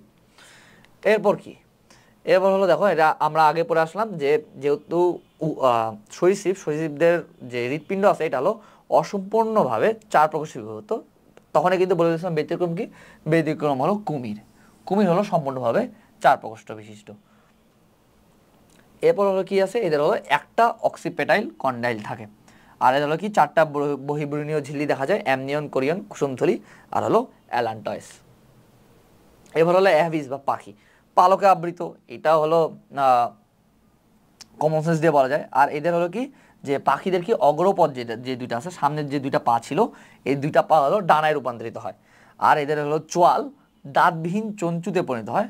আর একটা জিনিস হলো খুবই ইম্পর্টেন্ট, যে কাদের অস্থিগুলো বায়ুগহ্বরপূর্ণ। সব যতগুলো পর্বের প্রাণী আছে সবগুলোর মধ্যে শুধুমাত্র অ্যাভিস বা পাখির যে পর্বটা আছে, এদের অস্থিগুলো হলো বায়ুগহ্বরপূর্ণ বা পিনিউমেটিক। অবশ্য মানুষেরও কিছু হাড্ডি হলো পিনিউমেটিক, বাট এই অধ্যায়ের ক্ষেত্রে আমরা একটা জিনিস মনে রাখবো যে পাখি বা অ্যাভিসের হলো অস্থিগুলো হলো বায়ুগহ্বরপূর্ণ বা পিনিউমেটিক। আর এটা কি করে, এটা হলো উড়তে সাহায্য করে, যেহেতু এগুলো বায়ুগহ্বরপূর্ণ সেহেতু এটা হালকা হয়। আর হলো খুবই ইম্পর্টেন্ট যে এদের শব্দ সৃষ্টিকারী অঙ্গ সিরিংস থাকে। প্রশ্ন করতে পারে যে সিরিংস কোন পর্বের প্রাণীদের বৈশিষ্ট্য, তাহলে অ্যান্সার হলো কি, সেটা হলো অ্যাভিস। এরপরে আসে হলো ম্যামেলিয়া বা স্তন্যপায়ী। আমাদের যা যা বৈশিষ্ট্য সব বৈশিষ্ট্য এখানেই লেখা আছে, তবে এখানে তুমি গুলায় ফেলাবা যে কয়টা পয়েন্ট, আমি এগুলো একটু লিখে ফেলতেছি। এখন আমি কেমনে বলছি যে তুমি গুলায় ফেলো, কারণ আমিও গুলায় ফেলতাম, তো সো বলে দেওয়া যায় যে কোনগুলাতে গুলায় ফেলাবা। সেই দেখো স্তন্যপায়ী বা ম্যামেলিয়ার একটা যেগুলো বৈশিষ্ট্য আছে, ওটার মধ্যে একটা পয়েন্ট কি, বহিকর্ণে পিনা আর মধ্যকর্ণে 3টি ক্ষুদ্রাস্থি থাকে, আর দুটি অক্সিপিটাল কন্ডাইল। কয়টা? 2টা। আর আমরা সরীসৃপের ক্ষেত্রে কি পড়ছিলাম, একটা অক্সিপিটাল কন্ডাইল। আর এদের হলো কি, এটা আমরা যখন রক্ত অধ্যায়টা যদি পড়ে থাকি, এটা কিন্তু খুব ভালোভাবে জানি যে এদের দ্বিচক্রীয় সংবহন দেখা যায় বা ডাবল সার্কুলেশন সিস্টেম দেখা যায়। এটা হলো কি চক্র দেখা যায়, একটা হলো সিস্টেমিক আর একটা হলো পালমারি চক্র, এই 2টা চক্র দেখা যায়। এবার হলো স্তন্যপায়ী প্রাথমিক শ্রেণীবিন্যাস। স্তন্যপায়ী প্রাথমিক শ্রেণীবিন্যাসকে ভাগ করা হয়েছে হলো যে প্রোটোথেরিয়া, মেটাথেরিয়া আর ইউথেরিয়া। এখন প্রোটোথেরিয়া, মেটাথেরিয়া আর ইউথেরিয়ার মধ্যে অনেক অপ্রয়োজনীয় ইনফো দেওয়া আছে, যেগুলো থেকে এমসিকিউ আসার সম্ভাবনা কম। সো আমি এখানে হলো কিছু ইম্পর্টেন্ট তোমরা সবগুলো রিডিং দেবো, সবগুলো মনে রাখার চেষ্টা করবা, বাট আমি যেগুলো হলো দাগাই দিচ্ছি বা যেগুলোতে পড়া দিচ্ছি সেগুলো একটু বেশি ইম্পর্টেন্ট। প্রোটোথেরিয়া মানে কি জানো? প্রোটোথেরিয়া অপর নামটা মনে রাখতে হবে যে এটা হলো ডিম প্রসবী স্তন্যপায়ী। আর এরা কি করে, যেহেতু এরা ডিম প্রসবী স্তন্যপায়ী, এরা কি করবে, থলথলে চামড়ার মতো আবরণযুক্ত ডিম প্রসব করে, এখানে দেখো লেখা আছে। আর হলো কি, এরা হলো মনোট্রিম। মনোট্রিম কেন বলে এটা মনে রাখতে হবে বেশি ভালোভাবে মনে রাখতে হবে যে প্রোটোথেরিয়াকে মনোট্রিম বলে। মনোট্রিম মানে কি, যাদের হলো রেচন জনন ও পরিপাকের জন্য অভিন্ন ছিদ্র একটা এই ছিদ্র আছে, তাদের সেসব প্রাণীকে বলা হয় মনোট্রিম। তাহলে মনোট্রিম কারা? প্রোটোথেরিয়ারা। আর প্রোটোথেরিয়ার উদাহরণ কি, হংসতুণ্ড প্লাটিপাসের ওপর নাম হলো হংসচঞ্চু অনেকে বলে। সো এটা সাইন্টিফিক নেমটা মনে রাখবা। এখানে আমি বলবো জাস্ট প্রজাতির নেমটা মনে রাখবো, কারণ প্রজাতির নেমটা মনে রাখা সহজ। সেটা হলো কি অ্যানাটিনাস বা প্লাটিপাস। আর উদাহরণ কি অ্যাকিডনা। প্রোটোথেরিয়ার আর একটা উদাহরণ কি অ্যাকিডনা, এটার সাইন্টিফিক নেমটা দরকার নেই। এরপর আসলে হলো মেটাথেরিয়া। মেটাথেরিয়া মানে কি, মেটাথেরিয়া অপর নাম কি মার্সুপিয়াল। এমতে মেটাথেরিয়া, এমতে মার্সুপিয়াল। ওকে, সেই এভাবে মনে রাখবা। আর মেটাথেরিয়াদের অপর নাম কি, সরল ধরনের অমরা বিশিষ্ট প্রাণী। আর এদের কি পাওয়া যায়, এদের মার্সুপিয়াম নামক থলি। এদের অপর নাম হলো, দেখছিলাম আমরা যে মেটাথেরিয়া অপর নাম হলো মার্সুপিয়াম, আর এদের যে থলিটা থাকে একটা দেখবা, এই থলিটার নাম হলো মার্সুপিয়াম নামক থলি। আর এদের হলো খুবই ইম্পর্টেন্ট যে এদের হলো 2টা জরায়ু আর 2টা যোনি থাকে। এখন মার্সুপিয়াম থলিটা কি, ক্যাঙ্গারুদের দেখছো না যে ক্যাঙ্গারুরা বাচ্চা একটা ওদের পেটের কাছে একটা থলির মধ্যে রাখে। সো ক্যাঙ্গারু, অপোসাম, তারপর কোয়ালা, এরা হলো তোমার মেটাথেরিয়া বা মার্সুপিয়াল স্তন্যপায়ী। শুধুমাত্র ক্যাঙ্গারু আর কোয়ালার যে প্রজাতির নাম আছে, এই প্রজাতির নামগুলো মনে রাখবা, যে কারণ এগুলো খুব কমন প্রাণী। লাল ক্যাঙ্গারুর সাইন্টিফিক নেম কি, রুফাস। আর হলো কোয়ালার সাইন্টিফিক নেম কি, সিনেরিয়াস। এখন তুমি বলতে পারো ভাইয়া 2টা মানে গণনামটা কেন বাদ দিতে বলছেন? শুধুমাত্র যত মানে কষ্ট কমানো যায় তত ভালো, তাই না? শুধু এই জন্য এই যে প্রজাতির নাম যেটা আছে তার পিছনের যে নামটা আছে এটা মনে রাখলে হয়, ঠিক আছে? এরপর আসি হলো ইউথেরিয়া হলো, আমরা হলো ইউথেরিয়া অন্তর্ভুক্ত। ইউথেরিয়া হলো প্রকৃত ধরনের অমরা বিশিষ্ট প্রাণী। আর এদের হলো একটা যোনি থাকে। আর আমরা কি বলছিলাম, মেটাথেরিয়ার দুইটা জরায়ু 2টা যোনি থাকে। আর এদের হলো কি একটা যোনি থাকে। আর এদের হলো শুক্রাশয় হলো সাধারণত স্ক্রোটাল থলিতে। কোথায় থাকে? শুক্রাশয় হলো স্ক্রোটাল থলিতে অবস্থান করে। তো এই চ্যাপ্টারটার যখন এই পরে দেখবা যে একটা ছক আছে, সেটা হলো কর্ডেট এবং নন কর্ডেট পর্বের প্রাণীর মধ্যে পার্থক্য। তো পার্থক্যের মধ্যে সবগুলো যখন একবার রিডিং দিবা না, সবগুলো যেহেতু আগেই পড়ে আসছো, সব তোমার মাথায় এমনি গাঁথে যাবে, শুধুমাত্র এই যে চক্ষুর টপিকটা একটু আলাদা। সেটাও কি, কর্ডেড প্রাণীদের চক্ষু সৃষ্টি হয় মস্তিষ্ক থেকে, কিন্তু নন কর্ডেড যে প্রাণীগুলো আছে এদের যে চক্ষু সৃষ্টি হয় এটা হয় হলো ত্বক থেকে। সো এই পয়েন্টটা একটু ভালোভাবে মনে রাখার চেষ্টা করো, বাকি এই ছকটাও কিন্তু ভালোভাবে পড়ে নেবে, কারণ ছক বাদ দেওয়া যাবে না, সব ছক পড়তে হবে। এরপর আছে হলো মেরুদণ্ডী মেরুদণ্ডী প্রাণীর মধ্যে উল্লেখযোগ্য পার্থক্য, এটাও একবার রিডিং দিলেই সব পারবা। তারপর হলো তৃণাস্থিময় ও অস্থিময় মাছের মধ্যে পার্থক্য। এখানের মধ্যে 3টা পয়েন্ট আছে, 3টা রো আছে, যেটা একটু ভালোভাবে মনে রাখতে হবে। সেটা হলো কী কী, একটা হলো দেখো পটকার পয়েন্টটা। পটকা হলো তৃণাস্থিময়, অর্থাৎ যেগুলো হলো কন্ড্রিকথিস পর্বের প্রাণী, এদের হলো পটকা হলো অনুপস্থিত। আর আমরা যেগুলো মাছ খাই, অস্থিময় মাছ বা অ্যাক্টিনোপেজি, তারা দেখবা যে ওদের হলো কি থাকে, বায়োথলি বা পটকা উপস্থিত থাকে। রেচন বর্জ্য হলো তরুণাস্থিময় মাছের হলো ইউরিয়া, আর অস্থিময় মাছের হলো কি অ্যামোনিয়া। এটা কিন্তু বইয়ের ভিতরে দেওয়া নেই। তারপর হলো নিষেক, তরুণাস্থিময় মাছের হলো অন্তঃনিষেক ঘটে, আর অস্থিময় মাছের হলো বহির্নিষেক ঘটে। কিছুক্ষণ আগে আমি বলছিলাম না, যেসব প্রাণী হলো তোমার পানির মধ্যে থাকে তাদের হলো বহির্নিষেক ঘটে, এই জন্য মাছ এবং উভচর হলো বহির্নিষেক, আর বাকি সবাই হলো অন্তর্নিষেক। কিন্তু তরুণাস্থিময় মাছ হলো এক্ষেত্রে ব্যতিক্রম, এদের হলো দেখা যায় হলো অন্তর্নিষেক। বাকি এই ছকটা পড়ে নেবা, আর এই 3টা পয়েন্ট একটু বেশি গুরুত্ব দিয়ে পড়বা। ওকে, এই ছকটা তো আগেই পড়ে দিলাম।